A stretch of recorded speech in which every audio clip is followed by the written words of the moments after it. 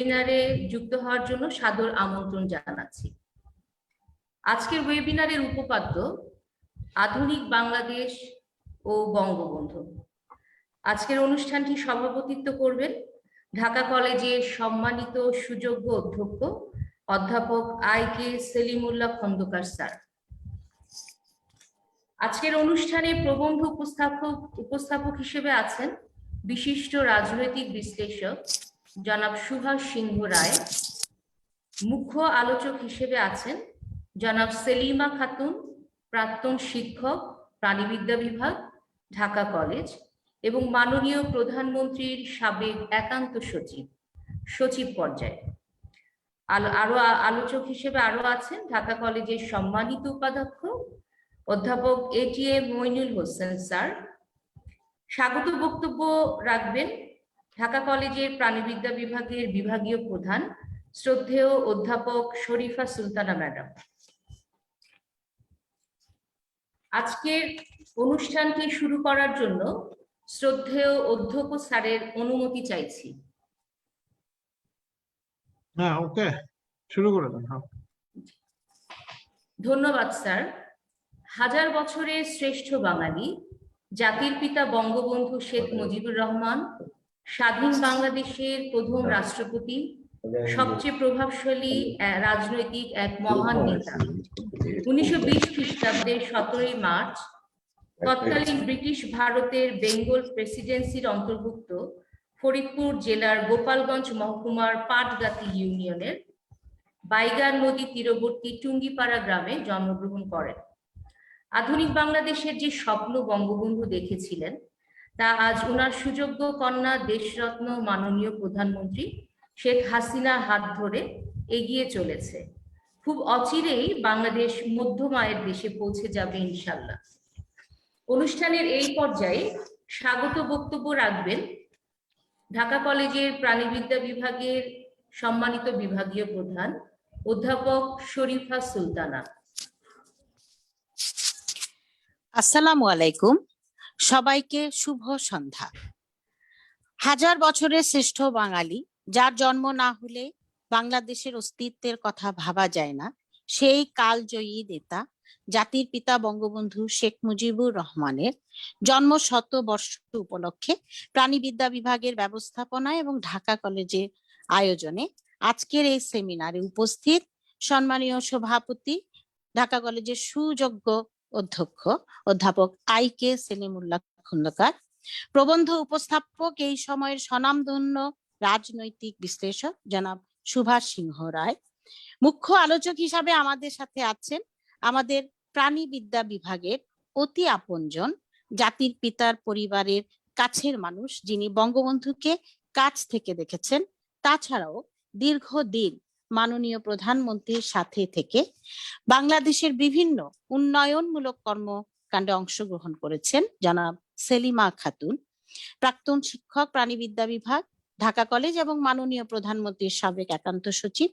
উপস্থিত আছেন আলোচক হিসাবে ঢাকা কলেজের উপাধ্যক্ষ মহোদয় প্রফেসর ATM মইনুল হোসেন। উপস্থিত ঢাকা কলেজের শিক্ষক পরিষদের সম্পাদক সহ বিভিন্ন বিভাগের বিভাগীয় প্রধানগণ, অধ্যাপক বৃন্দ, ঢাকা কলেজের শিক্ষক বৃন্দ, প্রাণিবিদ্যা বিভাগের আমার প্রিয় সহকর্মী বৃন্দ এবং সবশেষে আমার প্রিয় শিক্ষার্থীগণ, সবাইকে ঢাকা কলেজের প্রাণিবিদ্যা বিভাগের পক্ষ থেকে এই সেমিনারে স্বাগত জানাই। জাতির পিতা বঙ্গবন্ধু শেখ মুজিবুর রহমান শোষণমুক্ত, দারিদ্র্যমুক্ত, বৈষম্যহীন, দুর্নীতিমুক্ত একটি সুখী সমৃদ্ধ সোনার বাংলার যে স্বপ্ন দেখেছিলেন, তার আধুনিক রূপই হচ্ছে ডিজিটাল বাংলাদেশ। বঙ্গবন্ধুর হাত ধরেই রচিত হয় একটি আধুনিক বিজ্ঞান মনস্ক প্রযুক্তি নির্ভর বাংলাদেশের ভিত্তি। তারই নেতৃত্বে 1973 সালের 5 সেপ্টেম্বর বাংলাদেশ ইন্টারন্যাশনাল টেলিকমিউনিকেশন ইউনিয়নের সদস্যপদ লাভ করে। 1975 সালের 14 জুন বেতবুনিয়া ভূ উপগ্রহ কেন্দ্র প্রতিষ্ঠার মধ্য দিয়ে বহির্বিশ্বের সাথে বাংলাদেশের কানেক্টিভিটি স্থাপিত হয়। এরই ধারাবাহিকতায় জাতির পিতার সুযোগ্য কন্যা মাননীয় প্রধানমন্ত্রী শেখ হাসিনার নেতৃত্বে ও বঙ্গবন্ধু দৌহিত্র মাননীয় প্রধানমন্ত্রী আইসিটি বিষয়ক উপদেষ্টা বিশিষ্ট তথ্য প্রযুক্তিবিদ architect of digital Bangladesh Sajeeb Wazed জয়ের পরিকল্পনায় বঙ্গবন্ধু স্যাটেলাইট 1 আকাশে উৎক্ষেপণের মাধ্যমে বাংলাদেশ বিশ্বের 57তম দেশ হিসাবে অভিজাত স্যাটেলাইট ক্লাবের মেম্বার হয়েছে। আগামী দিনের চাহিদা ও সম্ভাবনাকে মাথায় রেখে চতুর্থ শিল্প বিপ্লবে যেন বাংলাদেশ বিশ্বকে নেতৃত্ব দিতে পারে সেই লক্ষ্যে নিরলস ভাবে কাজ করে যাচ্ছেন মাননীয় প্রধানমন্ত্রী। টেকসই অর্থনৈতিক উন্নয়ন নিশ্চিত করে আগামী দিনে বাংলাদেশ বিশ্বকে নেতৃত্ব দেবে এবং এর মাধ্যমে বঙ্গবন্ধুর স্বপ্নের সোনার বাংলা আধুনিক বাংলাদেশ প্রতিষ্ঠিত হবে। তাই আমাদের আজকের আলোচনার বিষয় আধুনিক বাংলাদেশ ও বঙ্গবন্ধু। আপনাদের সবার উপস্থিতি ও আলোচনা আমাদের এবং আমাদের শিক্ষার্থীদের জ্ঞানের পরিধি বাড়িয়ে আমাদেরকে করবে আরো সমৃদ্ধ। প্রিয় শিক্ষার্থীরা, তোমাদের জন্যই আমাদের এই আয়োজন। তোমাদের স্বতঃস্ফূর্ত অংশগ্রহণ কামনা করে আমি আমার বক্তব্য শেষ করছি। সবাইকে ধন্যবাদ। ধন্যবাদ সম্মানিত বিভাগীয় প্রধান আপনার সুন্দর উপস্থাপনের জন্য। অনুষ্ঠানের এই পর্যায়ে প্রবন্ধ উপস্থাপন করবেন বিশিষ্ট রাজনৈতিক বিশ্লেষক জনাব সুভাষ সিংহ রায়। জনাব সুভাষ সিংহ রায়।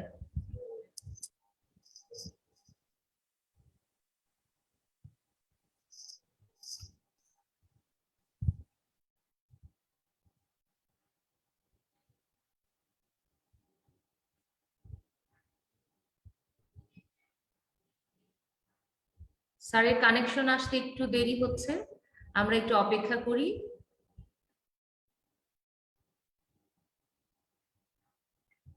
অনুষ্ঠানের এই পর্যায়ে প্রবন্ধ উপস্থাপন করবেন বিশিষ্ট রাজনৈতিক বিশ্লেষক জনাব সুভাষ সিংহ রায়। অসংখ্য ধন্যবাদ। আমি নিজেকে খুব গর্বিত মনে করছি যে 180 বছরের ঐতিহ্যবাহী একটি কলেজের, ঢাকা কলেজের এরকম একটি অনুষ্ঠানে আমি যুক্ত হতে পেরে নিজেকে খুবই সম্মানিত বোধ করছি। বাংলাদেশ এখন এমন একটা উচ্চতায় পৌঁছেছে যেটা নিয়ে সারা পৃথিবীতে আজ গবেষণা হচ্ছে। আধুনিক বাংলাদেশ ও বঙ্গবন্ধু এমন একটি বিষয় যখন আমরা নির্ধারণ করি তখন এর পরিসর কিন্তু অনেক বিস্তৃত হয়।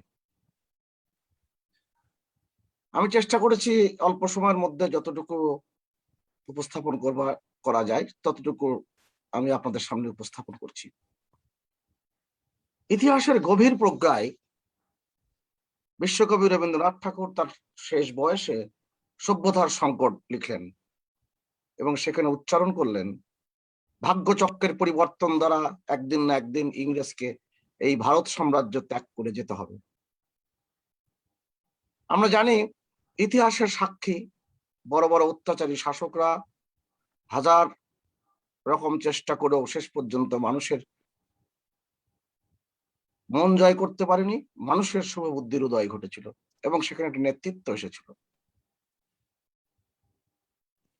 বিশ্বকবি রবীন্দ্রনাথ ঠাকুর স্বপ্ন দেখেছিলেন একদিন পাশ্চাত্যের এই লালসার সামনে প্রাচ্যের ত্যাগের বাণীরই প্রচার হবে এবং এই বিপর্যয় হাত থেকে উদ্ধার করার জন্য আবির্ভূত হবেন প্রাচ্যের মহামানব। এবং তিনি সভ্যতার সংকটে লিখলেন, আজ আশা করে আছি পরিত্রাণকর্তার জন্মদিন আসছে আমাদের এই দারিদ্র লাঞ্ছিত কুটিরের মধ্যে। অপেক্ষা করে থাকবো সভ্যতার দৈববাণী নিয়ে এসে আসবে, মানুষের চরম আশ্বাসের কথা শোনাবে এই পূর্ব দিগন্ত থেকেই। 40-এর দশকের একজন বিখ্যাত মনীষী এস ওয়াজেদ আলী তার ভবিষ্যতের বাঙালির প্রবন্ধে তিনি এই কথারই পুনর্ব্যক্ত করেছেন।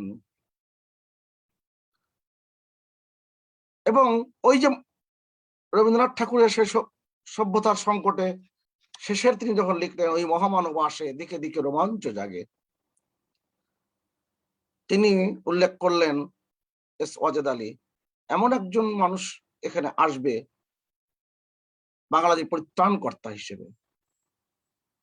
আমাদের জ্ঞানী গুণী পণ্ডিতজনরা যারা বাংলা সাহিত্য, বাংলার রাজনীতি, সমাজতত্ত্ব নিয়ে গবেষণা করেন, তারা বলেন এই যে একজন আবির্ভূত হবেন, যে কথাটি বারবার ভবিষ্যৎবাণী করা হয়েছে, সেটাই হচ্ছে বঙ্গবন্ধু শেখ মুজিব। আমরা এস ওয়াজেদ আলীর লেখা থেকে এগুলো পেয়েছি। একটা কথা এস ওয়াজেদ আলী লিখেছিলেন, এ কথা ভুলবেন না যে আপনি মানুষ, আর সেই হিসেবে মানুষের বিশ্বব্যাপী সভ্যতার উত্তরাধিকারী। যুগের পর যুগ ধরে মানুষ তার জীবনের প্রয়োজনের তাগিদে বিরাট বহুমুখী ব্যাপক এক সভ্যতা সৃষ্টি করে যাচ্ছে। সেই বিচিত্র সৃষ্টি কাব্যে সব জাতিরই দান আছে, সব ধর্মেরই দান আছে, সব কৃষ্টিরই দান আছে। তাদের সম্মিলিত প্রেরণা মানব জাতিকে উন্নত জীবনের নিত্য নতুন সন্ধান দিয়েছে। সেই প্রেরণা নির্দেশ যদি আমরা মেনে চলতে পারি, তাহলে হিন্দু মুসলমানের প্রগতিশীল জীবনের সন্ধান আমরা পাবো। আর আশার উজ্জ্বল আলোক তাহলে আমাদের জীবনযাত্রাকে সুগমময়, আনন্দময় করে তুলবে। ঠিক এরকম কথা 1972 সালে আমাদের বাঙালি জাতির বিখ্যাত কথা সাহিত্যিক সৈয়দ মোস্তফা আলী বঙ্গবন্ধুর কাছে এসেছিলেন 1972 সালে। সাথে এসেছিলেন ভারতের তৎকালীন যুগান্তর পত্রিকার সম্পাদক সন্তোষ ঘোষ। বড় একটি সাক্ষাৎকার, সেটা যুগান্তরে ছাপা হয়েছে। বঙ্গবন্ধুকে জিজ্ঞেস করেছিলেন, আপনার জাতীয়তাবাদ কি শুধুমাত্র ভাষা এবং ভূগোল কেন্দ্রিক? বঙ্গবন্ধু বলেছিলেন না। তিনি বলেছিলেন, আপনাদের ভারত একটি পলিটিক্যাল ইউনিয়ন, আর আমার বাংলাদেশ কালচারাল নেশন। খেয়াল করে দেখুন, 1820 সালে ভারতবর্ষে ঈশ্বরচন্দ্র বিদ্যাসাগরের মতো মহাপুরুষের আবির্ভাব ঘটে, আর তার শতবর্ষ পরে বাঙালি জাতির পিতা বঙ্গবন্ধু শেখ মুজিবুর রহমান জন্মগ্রহণ করেন গোপালগঞ্জের টুঙ্গিপাড়ায়। বাঙালির দুঃখ কষ্ট বুঝতে পারতেন বলে তিনি বঙ্গবন্ধু, তিনি জাতির পিতা। কারণ এই জাতির কল্যাণের কথা তিনি শুধু চিন্তাই করেননি, এজন্য তিনি সারা জীবন কাজও করে গেছেন। স্বাধীন বাংলাদেশের স্থপতি বঙ্গবন্ধু শেখ মুজিবুর রহমান এর স্বপ্ন ছিল বাংলাদেশকে আধুনিক ও উন্নত বিশ্বের একটি দেশে পরিণত করা। তিনি খুব আশা করে বলতেন, তিনি বাংলাদেশকে প্রাচ্যের সুইজারল্যান্ড বানাবেন। তিনি জানতেন যেভাবে পৃথিবী পরিবর্তিত হচ্ছে, নতুন নতুন তথ্য প্রযুক্তির উদ্ভাবিত হচ্ছে, বাংলাদেশকেও সমান তালে এগিয়ে নিতে হবে। যে মানুষটি 1975 সালের যখন হত্যাকাণ্ডের শিকার হন, তার 2 কন্যা ছাড়া সকলেই সে হত্যাকাণ্ডের শিকার হয়। তখন তার বয়স ছিল মাত্র 55 বছর 5 মাস 29 দিন। বঙ্গবন্ধুর রাজনৈতিক জীবন যদি আপনি অসমাপ্ত আত্মজীবনের থেকে তথ্য নিয়ে আমরা হিসেব করি, তার রাজনৈতিক জীবন হচ্ছে 36 বছরের। অর্থাৎ দিনের হিসেবে আমরা যদি হিসেব করি 13,140 দিন।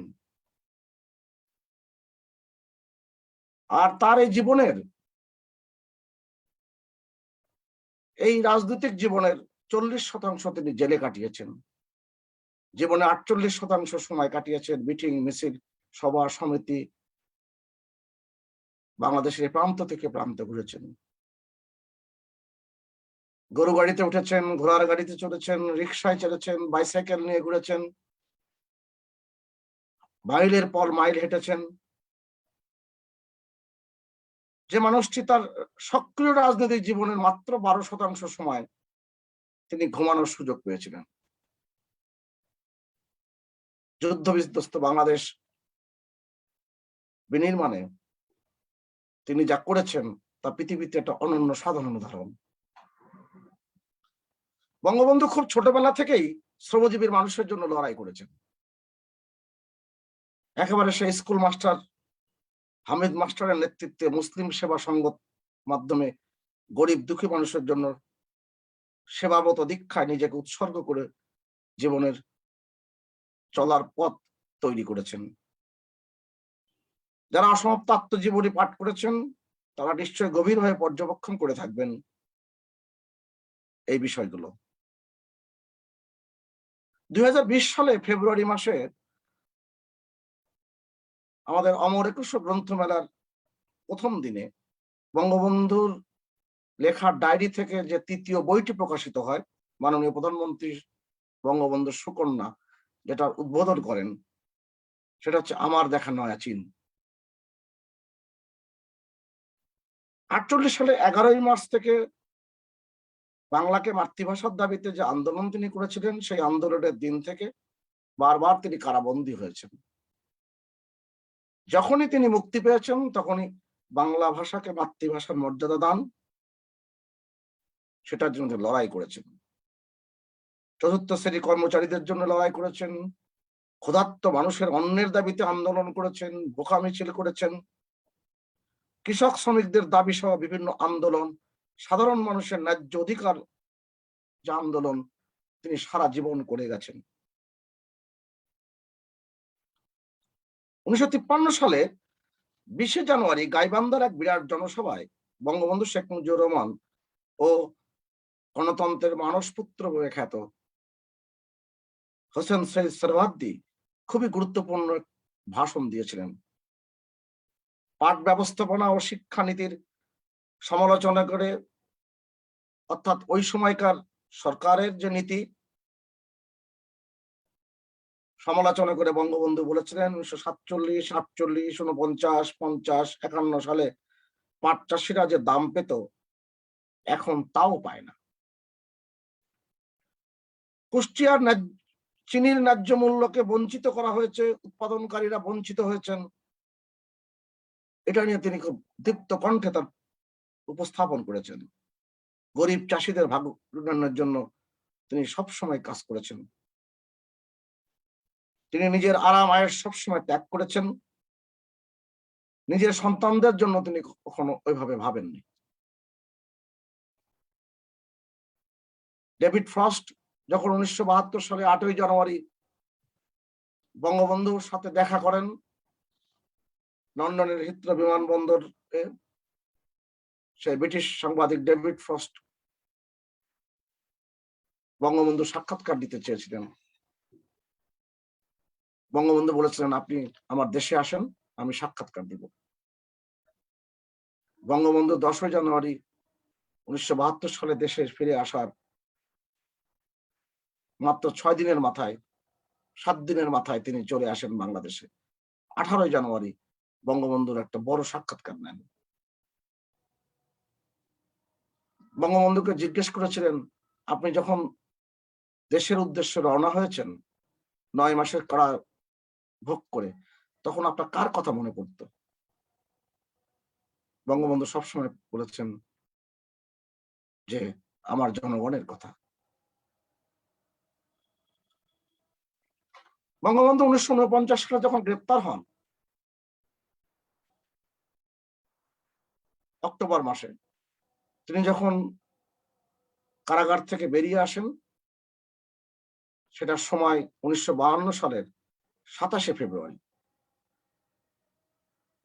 তারপরে বঙ্গবন্ধু নয়া চীনে শান্তি সম্মেলনে যান, আন্তর্জাতিক সম্মেলনে, এবং সেখানে সেই বইতে আপনি দেখবেন যে বঙ্গবন্ধুর ওই 32 বছর বয়সে তার উপলব্ধির যে বিস্তার আমরা আমার দেখা নয়া চীনে পাঠ করলেই বুঝতে পারি। এবং একটু আগে আমি উল্লেখ করেছিলাম তিনি শ্রমজীবী মানুষের জন্য সবসময় লড়াই করেছেন, দেশকে একটি উন্নত রাষ্ট্রে পরিণত করবার জন্য লড়াই করেছেন, এটি আধুনিক রাষ্ট্রের দার্শনিক ভিত্তি তিনি প্রতিষ্ঠা করতে চেয়েছেন এবং সেটা তিনি করেছেন। মাত্র 1314 দিন রাষ্ট্রীয় ক্ষমতায় ছিলেন, 40টি আন্তর্জাতিক আইন করেছেন। 1974 সালে তিনি সমুদ্র আইন করেছেন, অথচ জাতিসংঘ সেই আইন করেছে 1982 সালে।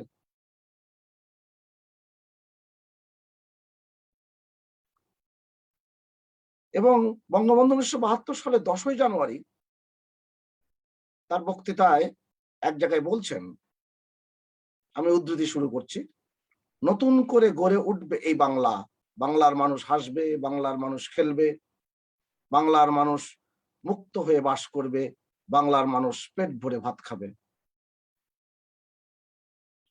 এই আমার সাধনা, এই আমার জীবনের কাম্য। আমি যেন এই কথা চিন্তা করেই মরতে পারি, এই আশীর্বাদ, এই দোয়া আপনারা আমাকে করবেন। আমার দেখা নয়াচীনের দুটি পাতা পৃষ্ঠার কথা আমি উল্লেখ করবো, একটা 69 পৃষ্ঠা, একটা 70 পৃষ্ঠা। সেখানে তার মালিক ও শ্রমিকদের পক্ষ থেকে আমাদের সম্বর্ধনা জানানো হলো, অর্থাৎ বঙ্গবন্ধুর লেখা থেকে আমি উৎকলন করছি। ম্যানেজিং ডিরেক্টর বা শ্রমিক ইউনিয়নের সভাপতি পাশাপাশি বসেছেন।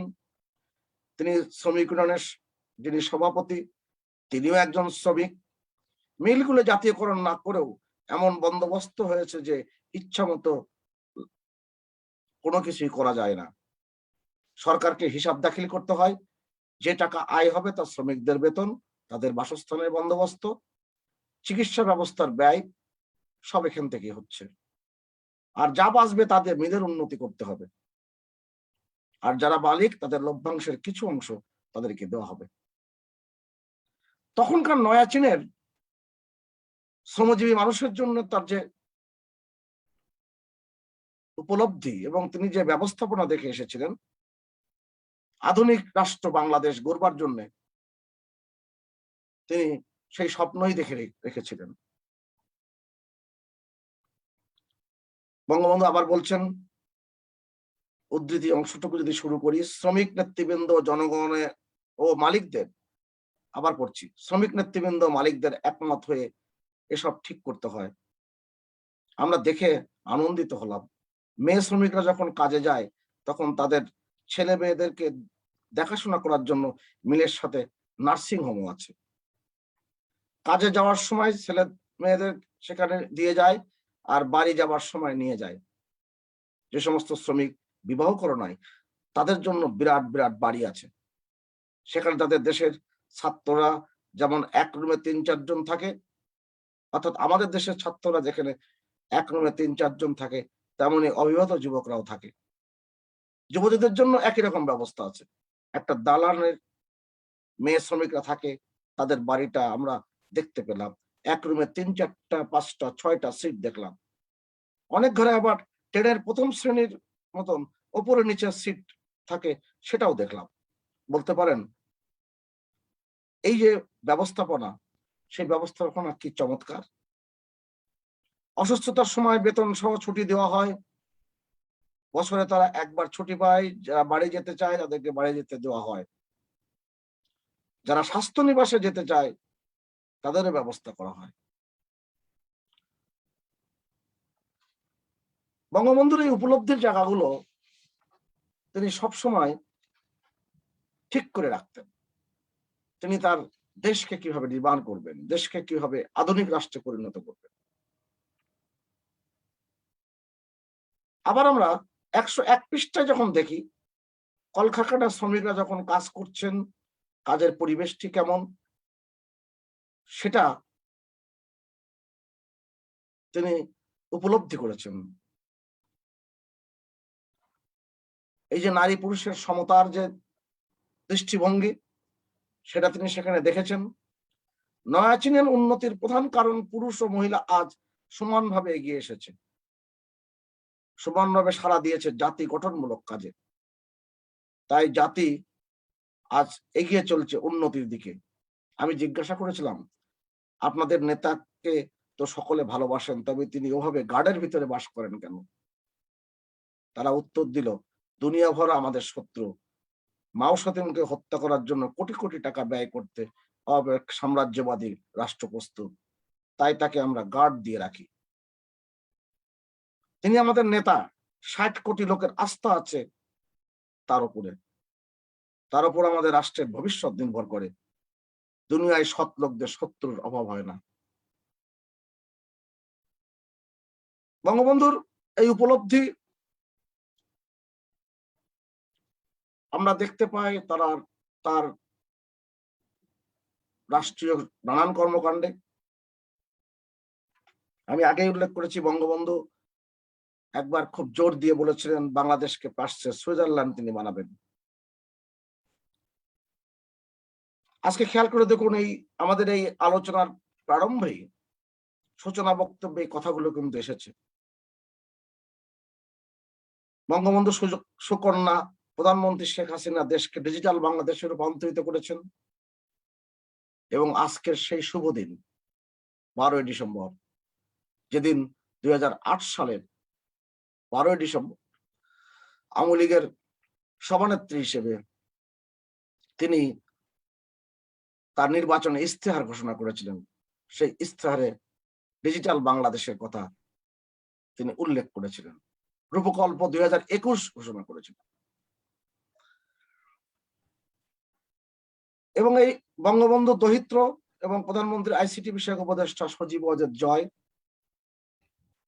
তিনি এই কর্মযজ্ঞে সবচেয়ে উৎসাহের জায়গা তৈরি করেছেন। আজকে বাংলাদেশের শিক্ষা, গবেষণা, অর্থনীতি, প্রযুক্তির নানা রূপান্তর, উন্নয়ন, কত দূর যে আমরা এগিয়েছি এটা বলবার বাকি রাখে না।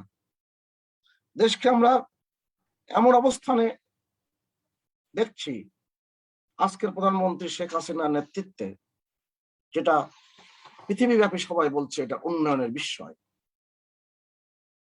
বাংলাদেশ এখন ফসলের জাত উদ্ভাবনে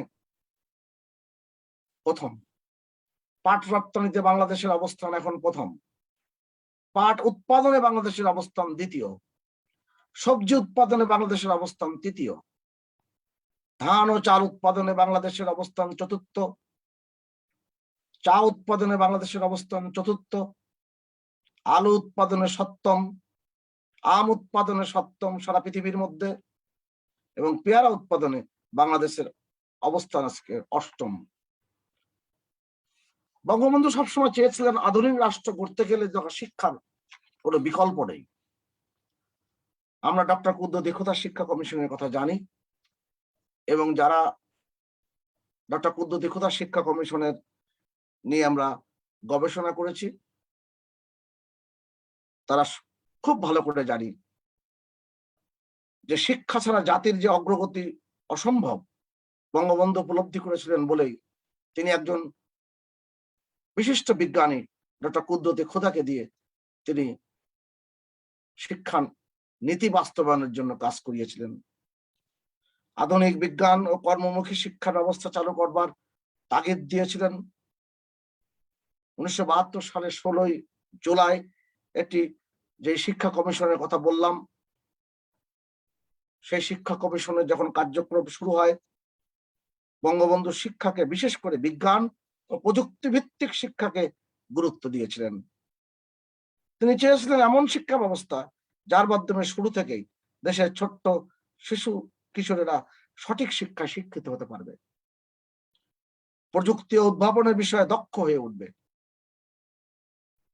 1972 সালের সংবিধানে শিক্ষাকে সব থেকে বেশি গুরুত্ব দিয়েছেন, এবং বঙ্গবন্ধু সবসময় শিক্ষাকে সবচেয়ে বেশি প্রাধান্য দিতেন। শিক্ষকদেরকে মর্যাদার কথা বারবার তিনি বলেছেন। আমরা বর্তমান বিশ্বে তথ্য প্রযুক্তির কথা সবসময় শুনি, এবং এর গুরুত্বটি আমরা উপলব্ধি করতে পারি।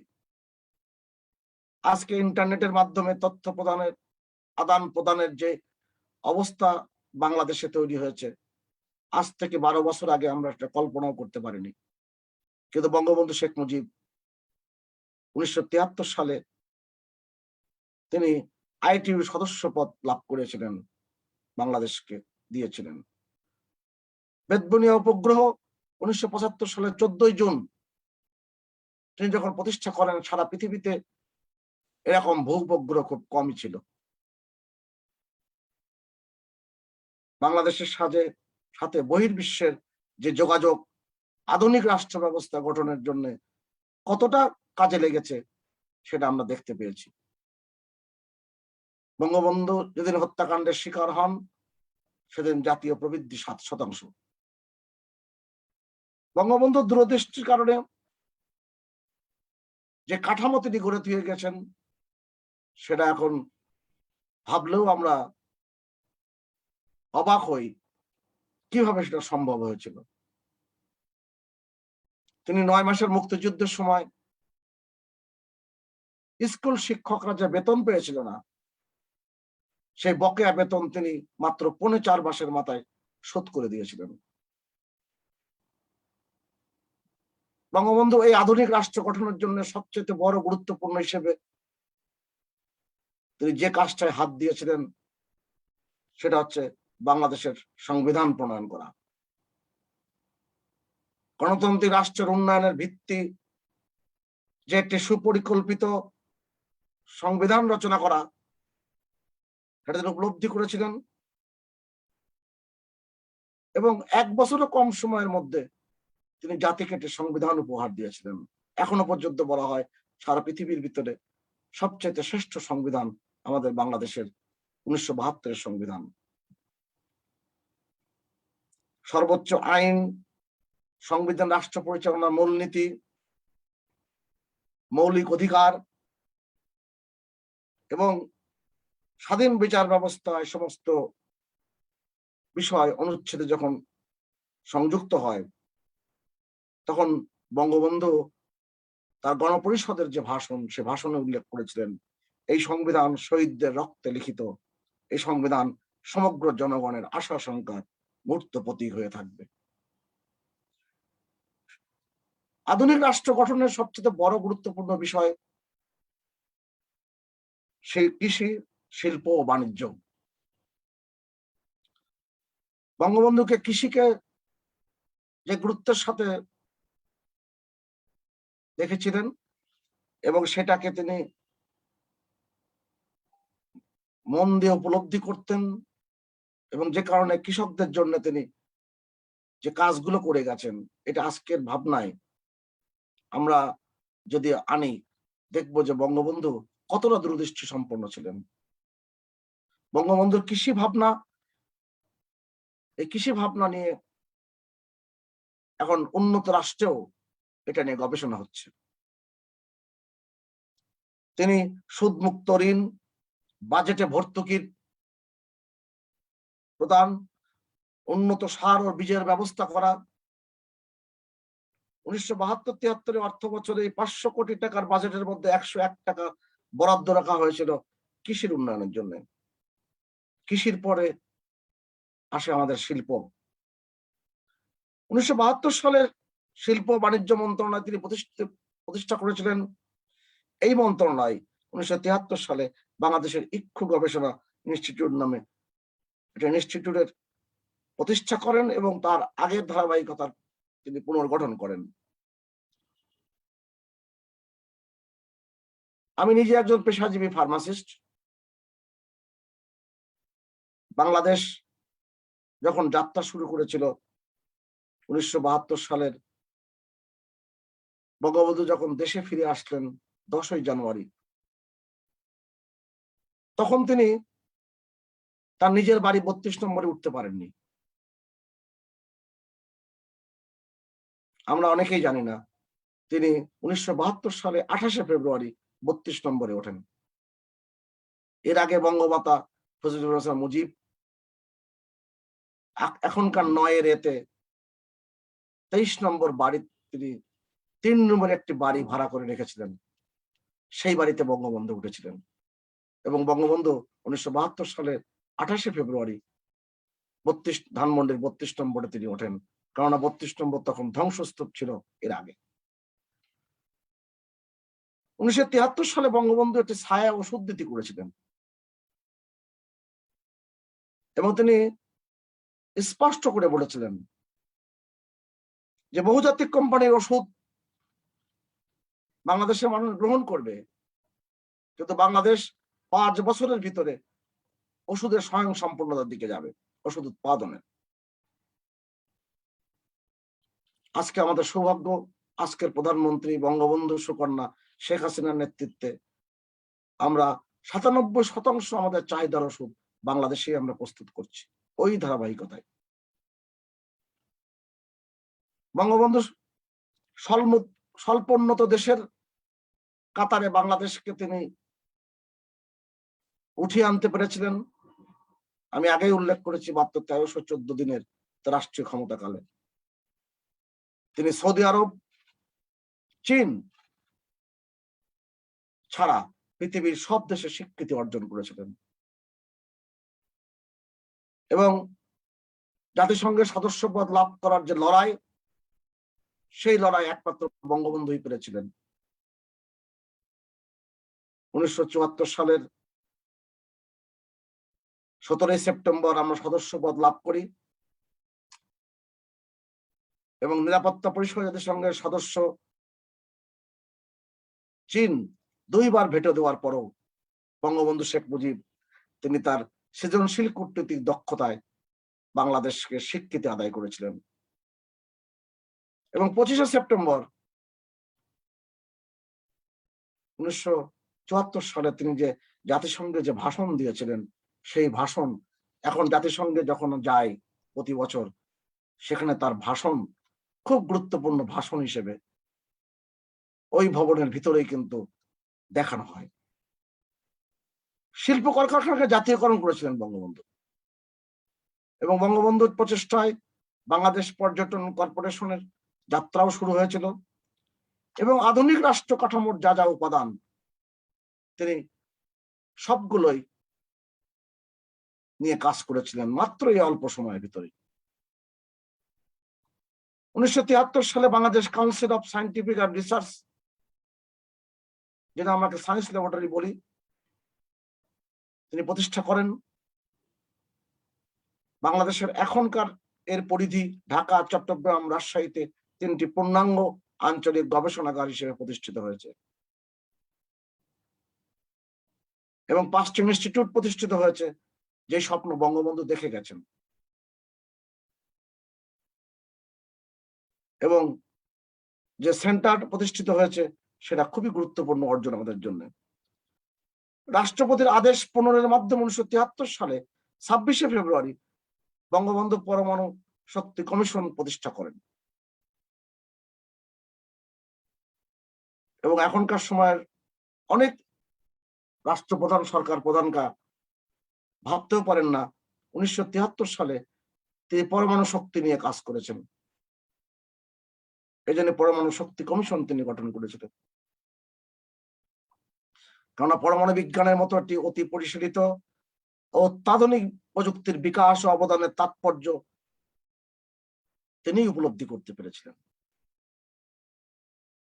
এবং সর্বোপরি একটি প্রতিষ্ঠানের জন্ম দেওয়া বাংলাদেশের বিজ্ঞান গবেষণার ইতিহাসে সেটি একটি মাইল ফলক হয়ে আছে।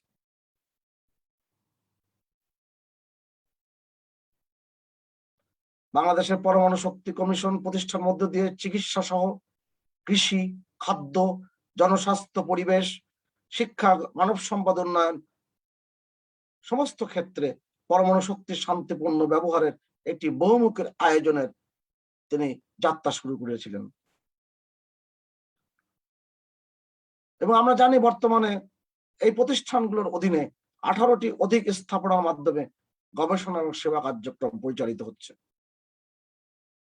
স্বাধীনতার অব্যাহতির পরে জাতির পিতা বঙ্গবন্ধু শেখ মুজিব এই যে নতুন যাত্রা শুরু করেছিলেন, সেই যাত্রায় অনেকে দেশের বাইরের যারা পণ্ডিতজন ছিলেন তারা অবাক বিস্ময়ে তাকিয়ে থাকতেন।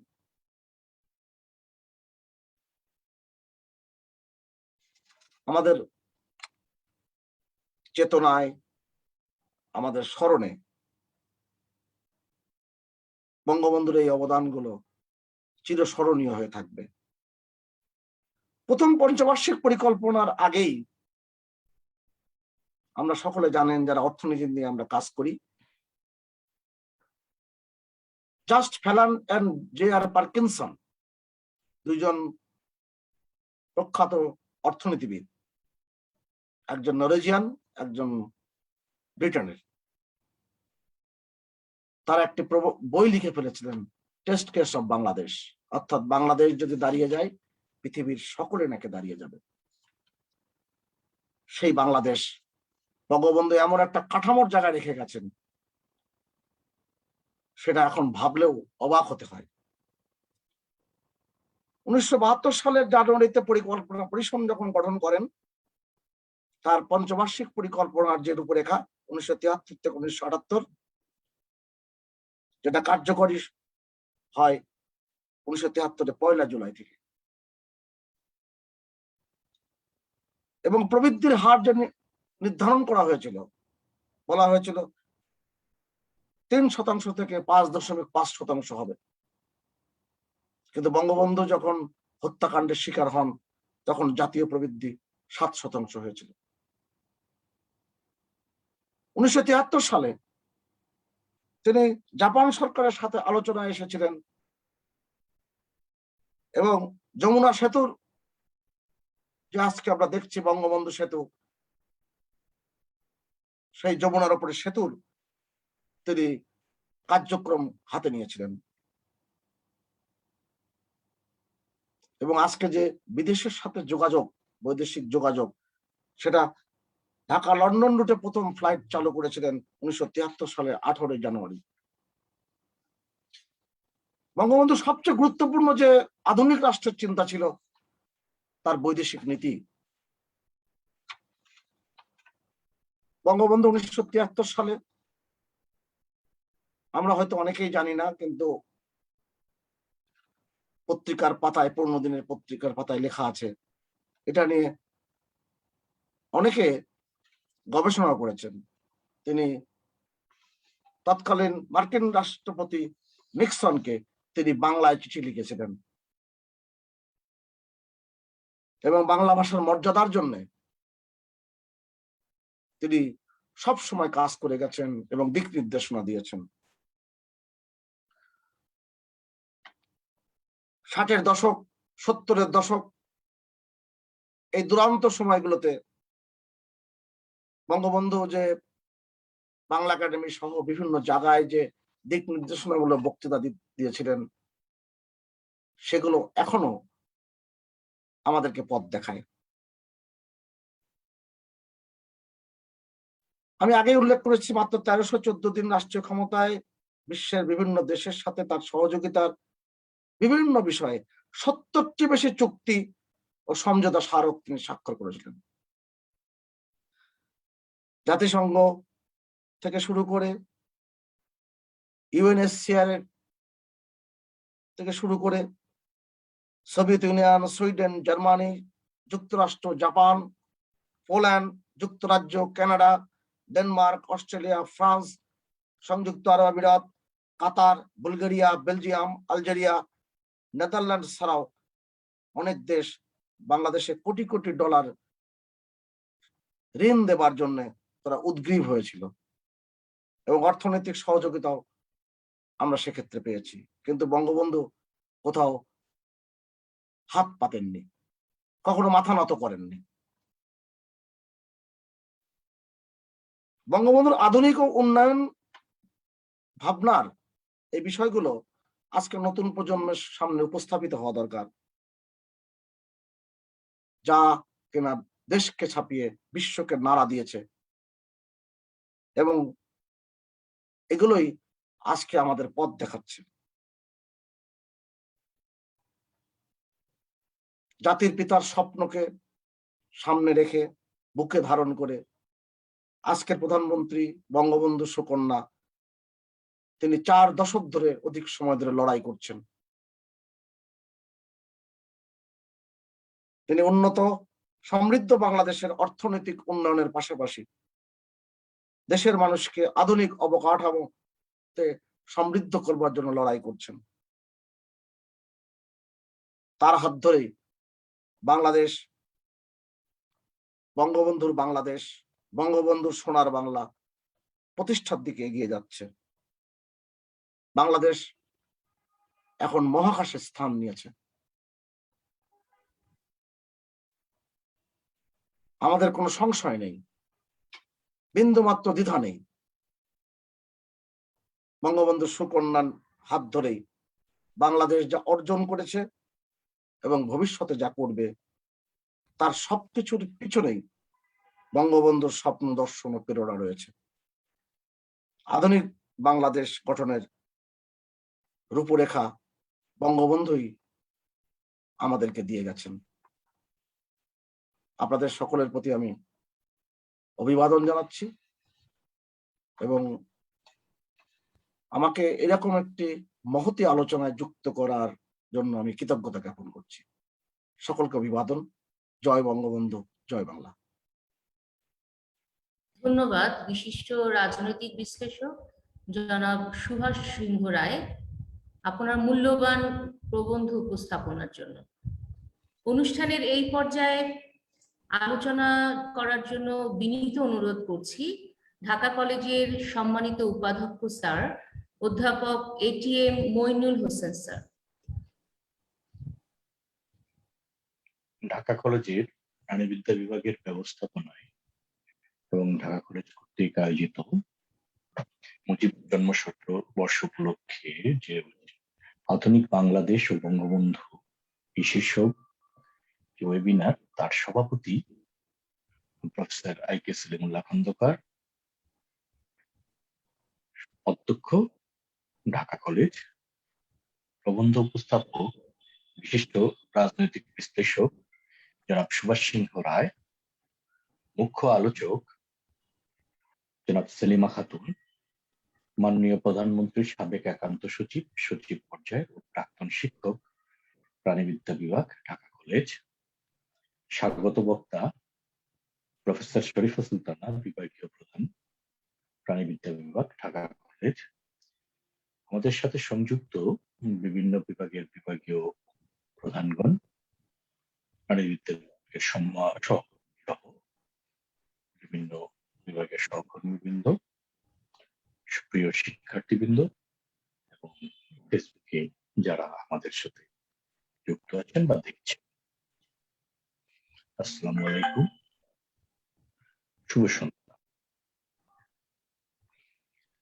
আধুনিক বাংলাদেশ বঙ্গবন্ধু শীর্ষক আজকের এই আলোচনার প্রবন্ধ উপস্থাপক জনাব সুভাষ সিংহ রায় খুবই চমৎকার ভাবে আমাদের বাংলাদেশের বর্তমান অবস্থান, বঙ্গবন্ধুর অবদান, বিভিন্ন ক্ষেত্রে বঙ্গবন্ধুর যে কর্ম পরিকল্পনা তা বিস্তৃত উল্লেখ করেছেন এবং তিনি বিভিন্ন তথ্য উপাত্ত দিয়ে আমাদেরকে তা প্রতিষ্ঠিত করে দিয়েছেন।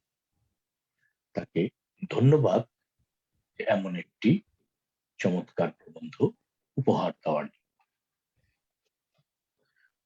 বঙ্গবন্ধু যখন বাংলাদেশে ফিরে এলেন তখন বাংলাদেশ যুদ্ধ বিধ্বস্ত একটি দেশ। 9 মাসের সশস্ত্র সংগ্রামের ফলে জাতীয় অর্থনীতি তখন বিধ্বস্ত, কল কারখানা থেকে আরম্ভ করে রাস্তাঘাট সবকিছুই বিধ্বস্ত। 7.5 কোটি বাঙালির মুখে দুবেলা অন্ন তুলে দেবার মতো অবস্থান সেই সময় বাংলাদেশের ছিল না। সেই বাংলাদেশকে বঙ্গবন্ধু সেই বাংলাদেশের বঙ্গবন্ধু হাল ধরলেন। তিনি বিভিন্ন ধরনের আইন কানুন এবং নিয়ম নীতির প্রবর্তন করলেন। বাংলাদেশ ঘুরে দাঁড়ালো। বাংলাদেশকে একসময় বলা হতো তলাহীন ভিক্ষার ঝুড়ি।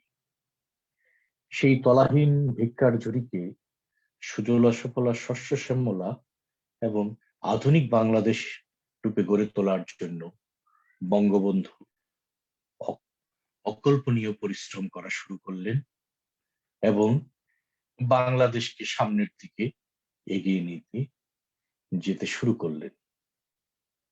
কিন্তু আমাদের দুর্ভাগ্য, সাম্রাজ্যবাদ এবং উপনিবেশিকতাবাদের যে শক্তি, সেই শক্তি বঙ্গবন্ধুকে থামিয়ে দিল। বঙ্গবন্ধু সোনার বাংলা গড়ে তোলার জন্য যে প্রচেষ্টা করেছিলেন তা অল্প দিনের মধ্যে থেমে গেল। কিন্তু আদর্শের কোনো মৃত্যু নেই। বঙ্গবন্ধু আমাদের মধ্যে নেই, কিন্তু তার আদর্শ বেঁচে আছে। তার আদর্শকে বুকে ধারণ করে মাননীয় প্রধানমন্ত্রী শেখ হাসিনা বাংলাদেশকে নেতৃত্ব দিয়ে চলেছেন এবং বঙ্গবন্ধু যে পথ প্রদর্শন করে গেছেন সেই পথে চলে বাংলাদেশ আজ বিশ্বের দরবারে একটি উজ্জ্বল দৃষ্টান্ত, উন্নয়নের একটি উজ্জ্বল দৃষ্টান্ত হিসাবে আবির্ভূত হয়েছে। আমরা দেখতে পাই কি রাজনীতি, কি অর্থনীতি, কি সামরিক, কি শিল্প, কি কৃষি, সব বিষয় বাংলাদেশ এখন বিশ্বের মানুষের কাছে পরিচিত। এই যে অভাবনীয় উন্নতি, এই অভাবনীয় উন্নতির মূল রূপকার জাতির পিতা বঙ্গবন্ধু শেখ মুজিবুর রহমান।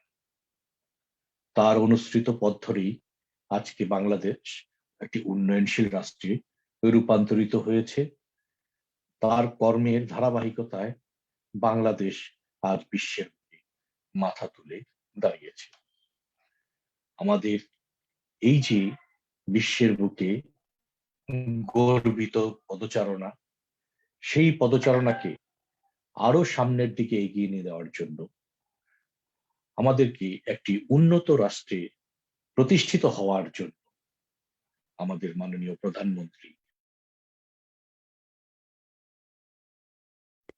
বাংলাদেশের সকল শ্রেণীর, সকল পেশার মানুষ তাতে অংশগ্রহণ করছে এবং বাংলাদেশ একদিন উন্নত রাষ্ট্রে পরিণত হবেই হবে।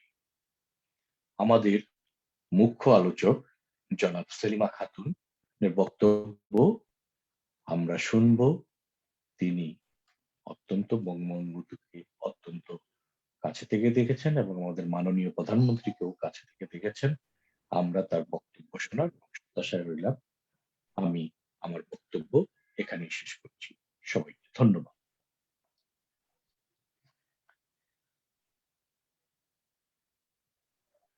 স্যারকে অসংখ্য ধন্যবাদ। আমরা স্যারের থেকে এটাই প্রতীয়মান হয় যে বঙ্গবন্ধুর আধুনিক বাংলাদেশ এখন অনেক দেশের জন্যই রোল মডেল। অর্থনৈতিক প্রবৃদ্ধি, পদ্মা সেতু, মেট্রো রেল, কর্ণফুলী টানেল তারই ধারাবাহিকতা বহন করছে। অনুষ্ঠানের এই পর্যায়ে মুখ্য আলোচক হিসেবে বক্তব্য রাখতে বিনীত অনুরোধ জানাচ্ছি জনাব সেলিমা খাতুন, প্রাক্তন শিক্ষক, প্রাণীবিদ্যা বিভাগ, ঢাকা কলেজ, এবং মাননীয় প্রধানমন্ত্রীর সাবেক একান্ত সচিব, সচিব পর্যায়ে জনাব সেলিমা খাতুন।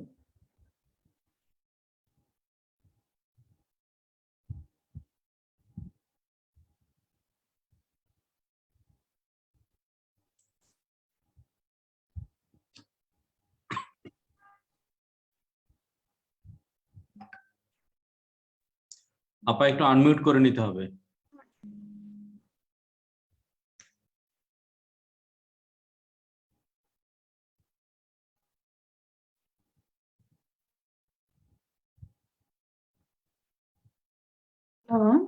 আপা একটু আনমিউট করতে হবে। জি আপা, আমরা শুনতে পাচ্ছি, হ্যাঁ আপনাকে আমি শুনতে পাচ্ছি। কিন্তু মাঝখানে এটা কি চলে আসছে? আপা আমরা আপনাকে শুনতে পাচ্ছি। আচ্ছা আচ্ছা, আমি আনমিউট হয়েছি। জি আপা। আসসালামু আলাইকুম। আজকে আমার প্রিয় ঢাকা কলেজের প্রাণীবিদ্যা বিভাগে আমি দীর্ঘদিন এখানে কাজ করেছি। আমার একটা দুর্বল জায়গা এই প্রাণীবিদ্যা বিভাগ থেকে যে আমাদের আজকের এই ওয়েবিনার আয়োজন করা হয়েছে এবং তার প্রতিপাদ্য বিষয় হচ্ছে আধুনিক বাংলাদেশ এবং ও বঙ্গবন্ধু। এই ডিসেম্বর মাস এটা হচ্ছে আমাদের বিজয়ের মাস এবং আজকের দিনটা আরো উল্লেখ করার মতো। আজকে হচ্ছে ডিজিটাল দিবস। 2008 সালে যখন আওয়ামী লীগ ইলেকশনের আগে এটা সুভাষ সিংহ বলেছে, আজকে তখন তিনি ডিজিটাল বাংলাদেশ তার নির্বাচনী ইশতেহারে সংযুক্ত করেন।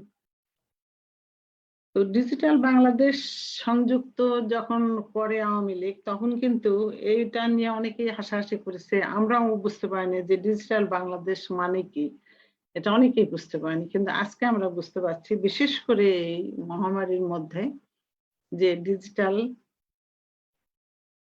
কি এবং কিভাবে আমাদেরকে এবং আমাদের জীবনযাত্রা, আমাদের সকল কর্মকাণ্ড, আমাদের দেশের অর্থনীতি সবকিছুকে অন্য অনেক দেশের থেকে আমাদেরকে ভালো রেখেছে। তো যাই হোক, আমাদের এই বিষয়ের উপর আমি আর আজকের এই ওয়েবিনারের সভাপতি অধ্যক্ষ ঢাকা কলেজ, মুখ্য প্রবন্ধ উপস্থাপক সুভাষ সিংহ রায়, প্রাণী বিভাগের এবং ঢাকা কলেজের শিক্ষক শিক্ষিকা বৃন্দ, ছাত্রবৃন্দ যারা শুনছেন, আসসালামু আলাইকুম। এই বিষয়ের উপরে সুভাষ সিংহ রায় এত সুন্দর একটা বক্তব্য রাখলো, সত্যি আমি অভিভূত। আমি সুভাষকে অনেকদিন থেকে চিনি, আমার ছাত্র তুল্য। আমার দুর্ভাগ্য আমি সুভাষের টিচার হতে পারিনি, কিন্তু আমি ওকে যে ছাত্রের মতোই আদর করি। তো আমার আজকে সত্যি আমি অভিভূত, এত সুন্দর একটা একদম শুরু থেকে শেষ পর্যন্ত কোনো একটা জায়গা ও আনটাচ রেখেছে। এখন আমরা এর মধ্যে এই কথার উপর যেগুলো ভেবে এসেছিলাম যে বঙ্গবন্ধুকে নিয়ে এটা বলবো ওইটা বলবো, কোনটা এসব বাদ রাখে না, সবই বলে ফেলছে। তো যাই হোক, তো এখন বঙ্গবন্ধু আধুনিক বাংলাদেশ, উনি একটা 9 মাসের মুক্তিযুদ্ধের পরে একটা যুদ্ধ বিধ্বস্ত একটা দেশে আমরা নিজেরাই অবলোকন করেছি। তখন ব্রিজ সেতু ছিল না, এই আমাদের মেঘনা নদীতে যে রেল সেতু, ভৈরব সেতু, সেটা ভাঙা ছিল। কিন ব্রিজটা সিলেটের ভাঙা ছিল। বড় বড় ব্রিজ কোনোটাই ঠিক ছিল না। ওই সময়টা আমি সিলেটে ছিলাম, সিলেট থেকে আমি ঢাকা এবং পরবর্তীতে আমি আমার গাইবান্ধা আমার হোম ডিস্ট্রিক্ট, তখন তো রংপুর, তো গিয়েছি। অনেকগুলো জায়গায় আমাকে নৌকায় পার হতে গেছে, এমনকি মানে কত জায়গায় যে আমি নৌকাতে পার হয়েছিলাম আমার ঠিক নেই। কোথাও কোনো ব্রিজ ছিল না, রাস্তাঘাট ছিল না। এবং আমার চোখের সামনে দেখেছি যুদ্ধের পরে সমস্ত কিভাবে মানে স্পঞ্জের স্যান্ডেল গুলো পর্যন্ত মানুষে নিয়ে গেছে, কোনো কিছুই পাওয়া যেত না।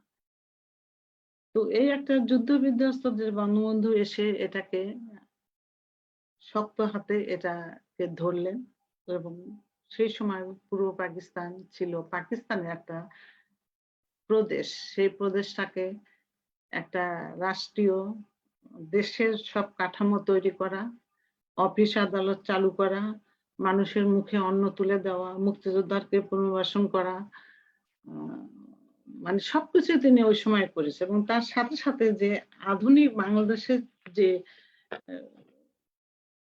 ইট গুলো একটা একটা করে পুঁততে হয় বা বসাতে হয়, সেগুলো কিন্তু তখন উনি করেছেন। এবং আমার বঙ্গবন্ধুর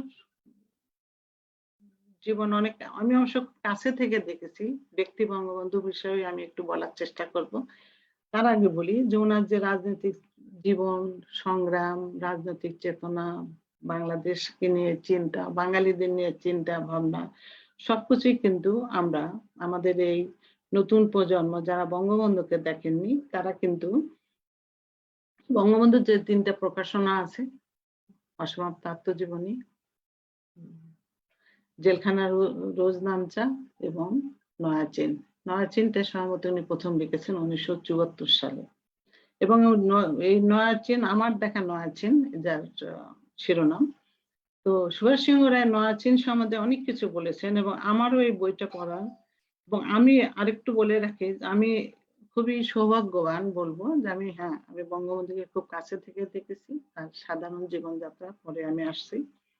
এবং আরো একদিক দিয়ে আমি বলবো, তার মেয়ের সাথেও কাজ করেছি। এবং তার এই যে 3টা প্রকাশনার মধ্যে প্রথমটা, যেহেতু আমি সরকারি চাকরি করি, তো প্রথমটা আমি সারাক্ষণ ওনার সাথে ছিলাম না। 2005-এ যখন আমি ওনার পিএস হিসেবে আসি, তখন থেকেই আমি মানে সার্বক্ষণিক ওনার সাথেই, মানে ওনার আদেশ নির্দেশই আমাদের মানে ডিউটি, ওইটাই কাজ।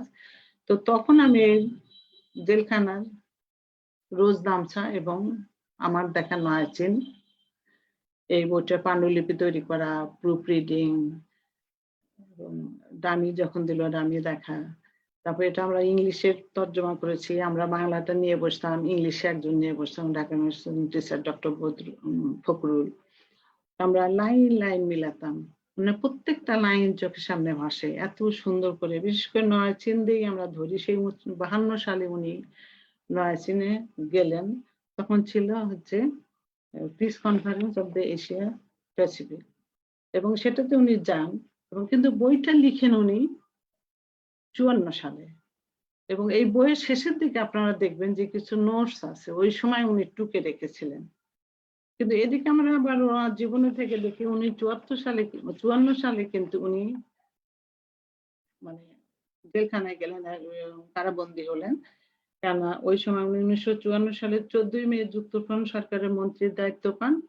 আবার পরবর্তীতে 29 মে, মাত্র 14 দিন না 15 দিন, মন্ত্রিসভা ভেঙে দেয় এবং 30 মে বঙ্গবন্ধু বন্দী হন। এবং বন্দী অবস্থায় কিন্তু এই বইটা লিখেন। ওনার এই চিরকুট 2 বছর পর, উনি কি তখন ভেবেছিলেন যে 54তে বন্দী হবেন, উনি এটা লিখবেন? কিন্তু এই যে ওনার নোটস গুলো নিশ্চয়ই যত্ন করে আরেকজন রেখেছিল, তিনি হচ্ছেন আমাদের বঙ্গমাতা শেখ ফজিলাতুন্নেসা। তো এই বইয়ের মধ্যে সুভাষ চন্দ্র সবই বলেছে, তো আমি আর এটার মধ্যে পুনরাবৃত্তি করবো না। কলকারখানায় দেখেছে শ্রমিকদের জীবনযাত্রা, তাদের বাচ্চাদের রাখার ব্যবস্থা, পুরুষ মহিলা সব একসাথে কাজ করে। তো ওখানে একটা পুরুষ মহিলা একসাথে কাজ করার বেলায় উনি কিন্তু একটা মন্তব্য করেছেন ওই সময়, এবং প্রত্যেকটা বিষয় কিন্তু উনি বাংলাদেশের, আমাদের পাকিস্তান অবস্থা, তখন তো পাকিস্তান, মানে আমাদের দেশের সামাজিক অবস্থা, মানে আমরা কি করতে পারি, আমরা কি হয় না, ওরা কি করছে, ওটা আমরা এখানে কিভাবে করতে পারি, এগুলো কিন্তু উনি প্রত্যেকটা বিষয়ের মধ্যে আলোচনা করে গেছেন। উনি তখন একটা কথা বলছেন যে এখানে নারী পুরুষ সব একসাথে কাজ করে, একসাথে এগিয়ে এসছে দেশের উন্নয়নের জন্য। ওই জায়গায় কিন্তু উনি আরেকটা কথা বলেছেন, সেই 54 সালে বা 52 সালে দেখে এসছেন। উনি বলছেন যে একটা জনগোষ্ঠীর অর্ধেক সংখ্যা যদি ঘরে বসে থাকে, গৃহকর্মে লিপ্ত থাকে এবং সন্তান পালন করা এবং সন্তান জন্ম দেওয়া, এই কাজগুলো নিয়ে যদি থাকে, তাহলে সেই সমাজ কখনই উন্নত হতে পারে না।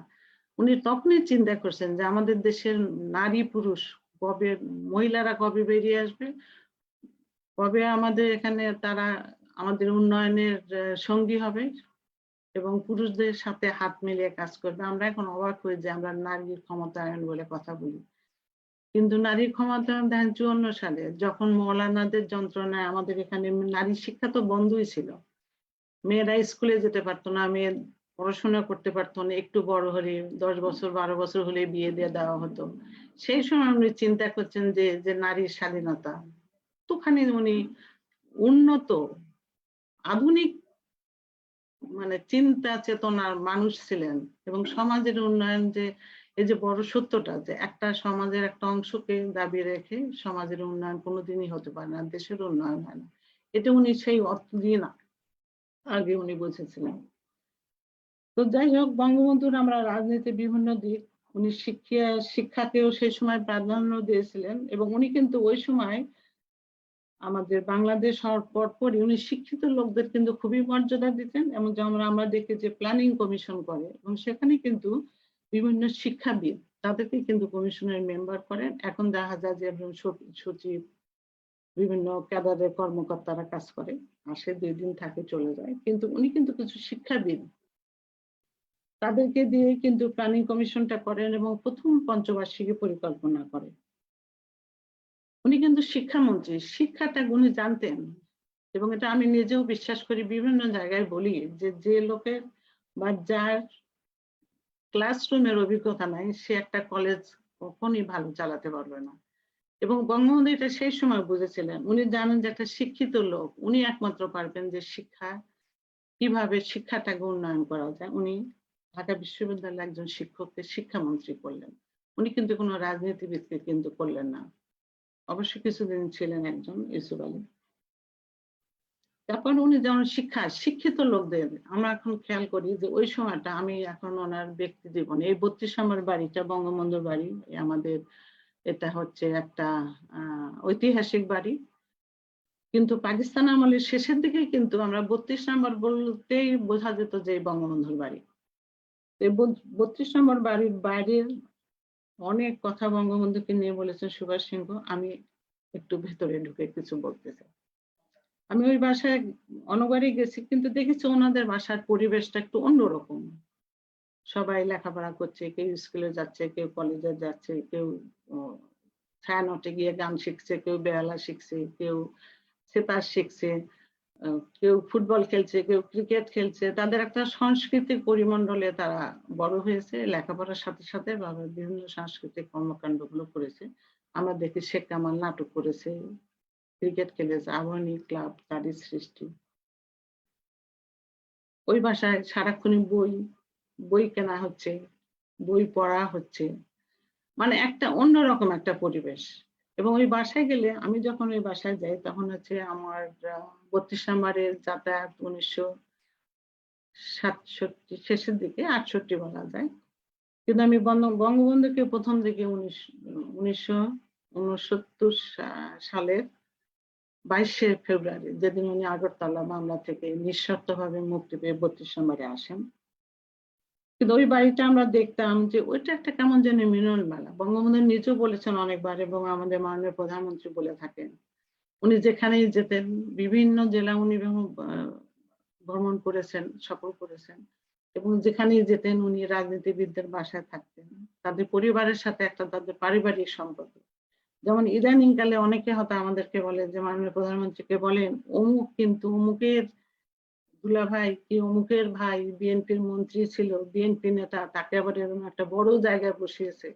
আমরা অ্যাকর্ডিংলি আমরা অত চিন্তা করি না, গিয়ে হয়তো বলি যে এরকম ঘটনা। উনি সাথে সাথে বলবেন, তুমি জানো উনিকে? ওর বাবা আমার আব্বার সাথে পলিটিক্স করছে, সেই সময় আওয়ামী লীগটাকে ওনার ধরে রাখছে, আওয়ামী লীগের প্রথম ফাউন্ডার সভাপতি। মানে ওনাদের পুরো পরিবারই ছিল পুরো আওয়ামী লীগের লোকজন, কে কোথায় আছে না আছে সবার সাথে তাদের একটা পারিবারিক সম্পর্ক। ইদানিং কালে ধরেন এখন তো অনেক সুবিধা হয়েছে, আমরা তখন ট্যুরে যেতাম, মানে প্রধানমন্ত্রী বলতেন বলতে এখন নেতা কর্মীদের বাসায় ওঠা হয় না, আগে তো ওরা উঠলে ওদের সাথে একটা পারিবারিক সম্পর্ক হয়ে যায়, এখন ওঠা হয় না, কেননা আমরা ওদের সবাইকে চিনি না, ছেলে মেয়েকে চিনি না। এই 32 নম্বর বাড়িটা ছিল একটা মিলন মেলা। ওখানে আত্মীয় স্বজন, আত্মীয় অনাত্মীয়, নেতা কর্মী সবারই একটা মানে অবাধ যাতায়াত ছিল। কেউ কখনো ওখানে বাসায় ঢুকতে, এমনকি যখন উনি প্রধানমন্ত্রী বা রাষ্ট্রপতি, তখনও কিন্তু ওই বাসায় অত কোনো মানে কড়াকড়ি ছিল না ওই বাসায় ঢোকার বিষয়টাতে। যে মাসুদিং এর ব্যাপারে যেমন আমাদের ওদের দেশের লোক চিন্তা করছে, সুভাষ চন্দ্র বললেন, তখন যদি আমাদের দেশের লোকরাও যদি চিন্তা করতো যে বঙ্গবন্ধুর কাছে আমরা এত যাব না, ওনাকে একটু দূরে রাখি, ওনাকে সাবধানে রাখি, তাহলেও হয়তো বঙ্গবন্ধু আরো অনেক দিন বেঁচে থাকতেন। আমি এমনও দেখেছি সকালবেলা কাপড় পরে বেরোচ্ছেন, একেবারে তত্তর করে উঠে মহিলা পুরুষ দোতলা পর্যন্ত উঠে চলে গেল, গিয়ে দেখো না পায়ে হাত দিয়ে সালাম করছে, ওখানে বসেই চা খাচ্ছে। মানে এমনও আছে দুনিয়া তো দাড়ি কাটছেন, শেভ করছেন, ওই বাথরুম পর্যন্ত ঢুকেও নাকি মানুষের কথা বলে ওনার কানে কানে। তো এই ধরনের মানে অবাধ যাতায়াত ছিল। তো আমি নিজেও একদিন বললাম কোন এক কথা প্রসঙ্গে যে এত লোকজন আসে, কখন কে কি করে, বলে কি না বাঙালি আমাদেরকে কিচ্ছু করবে না, বাংলা প্রত্যেকটা লোক আমাদের ভালোবাসে, বাঙালি আমাদের ভালোবাসে, বাঙালি কিছু করবে না, এরকম একটা বিশ্বাস ছিল। তো যাই হোক, উনি হয়তো সবসময় চিন্তা করছেন বাংলাদেশ বাঙালির কিভাবে উন্নয়ন হবে। আমাদের আজকে যে আধুনিক বাংলাদেশের যে স্থপতি, আমাদের জাতির পিতা বঙ্গবন্ধু শেখ মুজিবুর রহমান, ওনারই কিন্তু ধারাবাহিকতায় বিভিন্ন কর্মকাণ্ড যেগুলো আমাদের মাননীয় প্রধানমন্ত্রী এখন করে যাচ্ছেন, সেগুলোই কিন্তু উনি করে যাচ্ছেন। যেমন আমাদের প্রতিরক্ষা নীতিমালা সেই সময় বঙ্গবন্ধু যেটা করে গেছিল, সেটাই উনি এখন বাস্তবায়ন করছেন। আমরা এখন দেখি বাংলাদেশ, সারা বাংলাদেশে কমিউনিটি স্বাস্থ্য কেন্দ্র, এটা কিন্তু চায়নাতে আছে। আমি চায়না ভ্রমণের সময় এখন দেখেছি ওদের বিভিন্ন জায়গায় ছোট ছোট করে এরকম একটা করে হেলথ সেন্টার, একজন ডাক্তার বা স্বাস্থ্যকর্মী আছে, কিছু ওষুধপত্র আছে, খুবই অল্প পরিসরে, কিন্তু ব্যবস্থাটা সব জায়গায় আছে। আমরা বঙ্গবন্ধু ওখান থেকে কমিউনিটি স্বাস্থ্য কেন্দ্রের ধারণাটা নিয়ে এসেছিলেন। আজকে আমাদের সারা বাংলাদেশে কমিউনিটি স্বাস্থ্য কেন্দ্র, এবং এখানে অনেকগুলো প্রায় 30টা ওষুধ বিনামূল্যে বিতরণ করা হয়। এখানে আমরা স্বাস্থ্যকর্মী আছে, তারা আমাদের গ্রামের একেবারে তৃণমূলের লোকজন ওখানে যেতে পারে, শিক্ষা নিতে পারে, স্বাস্থ্য সেবা পায়। যেগুলো তারা পারে না সেগুলো তো থানায় পাঠায়, থানা থেকে জেলায় পাঠায়, এই ভাবেই চলছে। বঙ্গবন্ধু আসলে অত্যন্ত সাদামাটা। বাইরে হয়তো আমরা তাকে দেখি যে একটা বিরাট, তিনি একজন মহামানব, বিশাল হৃদয়ের লোক, বিশাল দেহ, বিরাট বড়। এখনো মাঝে মাঝে চিন্তা করি এত বড় দেহটা কি করে সিঁড়ির মধ্যে পড়ে থাকে। কিন্তু এত বড় একটা মানুষ, তার কিন্তু মনটা ছিল একেবারেই সরল, একেবারেই সরল, এত সাদামাটা জীবনযাপন করতেন। তখন আমাদেরকে অনেকেই বলতো বঙ্গবন্ধু কি খায়, ভাত খায়, উনি কি এটা করে, উনি ওটা করে। আসলে উনি কিন্তু একেবারেই একটা মাছে ভাতে বাঙালি। উনি কই মাছ পছন্দ করতেন, মাছ খেতে ভালোবাসতেন, এবং উনি সবসময় বাসার খাবারটাই খেতেন। গণভবনে যতদিন থাকতেন, আমরা তো অনেকেই বলি যে উনি কেন গণভবনে শিফট করে গেল না। তো এই ব্যাপারটাতে আমরা যখন মিসেস বঙ্গবন্ধুকে বলি যে আপনি ওখানে গেলেন না কেন, তাহলে আপনি এই 15 আগস্টের এই কালো রাত্রির এই হত্যাকাণ্ডটা হতো না। আমার বক্তব্য ছিল যে ওখানে যাব, ওখানে তো আমাদের সব লোকজন, আত্মীয় স্বজন, বন্ধু বান্ধব কাউকে তো ঢুকতে দেবে না। এখন যেটা হয়, এখন সবাই জানে যে গণভবনে ঢুকতে গেলে কত রকমের কড়াকড়ি, কতবার চেক করা হয়, কত কিছু হয়। এখন তো এই কোভিড এর মধ্যে আরো বেশি কড়াকড়ি। আমরা এগুলো তো কিচ্ছু বুঝতে পারবো না। আমাদের আত্মীয় স্বজনরা আসবে, লোকজন আসবে সবসময়, এই সেই ইত্যাদি ইত্যাদি। উনি লোকদের ভালোবাসতেন, নেতাকর্মীকে ভালোবাসতেন, আত্মীয় স্বজনকে ভালোবাসতেন। ওনাকে আমরা জেলখানা রোজনামচা থেকে দেখি, উনি জেলখানায় বসে বসে কোন নেতা অ্যারেস্ট হয়ে আসলো, কে খেলো, কে খেলো না, কার খাওয়া দরকার, আত্মীয় স্বজনরা কি করছে, কার খবর কি, ছেলে মেয়েদের খবর, তাদের লেখাপড়া হচ্ছে কিনা। আর লেখাপড়ার বিষয়ে আমি আরেকটু বলি, উনি বোধহয় 54 সালে বোধহয় আমার ফ্যামিলিকে ঢাকা নিয়ে আসেন, বাচ্চাদের স্কুলে ভর্তি করে দেন।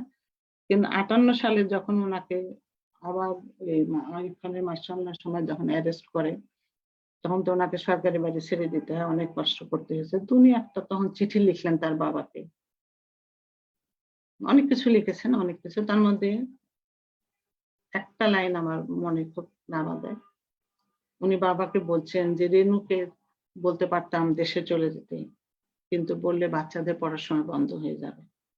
শুধুমাত্র বাচ্চাদের পড়াশোনার জন্য কিন্তু সেই সময় বেগম ফজিলাতুন্নেছা উনি ঢাকা থেকে কষ্ট করলেন, এবং ওই সময় যে উনি বাসা তাকে দেন কত কষ্ট করেছেন, এগুলো আমরা বিভিন্ন সময় কথা প্রসঙ্গে বা তাদের জীবন থেকে দেখেছি। তো উনি লেখাপড়া থেকে মূল্য দিতেন, যে কারণে হচ্ছে যে ডক্টর ওয়াজিদ মিয়া উনি শিক্ষিত লোক, এবং তাদের পারিবারিক বন্ধন ছিল একটা অদ্ভুত রকমের আন্ডারস্ট্যান্ডিং ছিল সবার মধ্যে। উনি ঘরে এলে খোঁজ করতেন, এই অমুক এলো কিনা, তমুক এলো কিনা, সবাই এলো কিনা, চাইতেন সবাইকে নিয়ে একসাথে রাতের খাবার খেতে, সবাইকে নিয়ে একসাথে বসে হতো। প্রায় ওনার অনেক ছবি আমরা দেখি, একই খাটের মধ্যে নাতি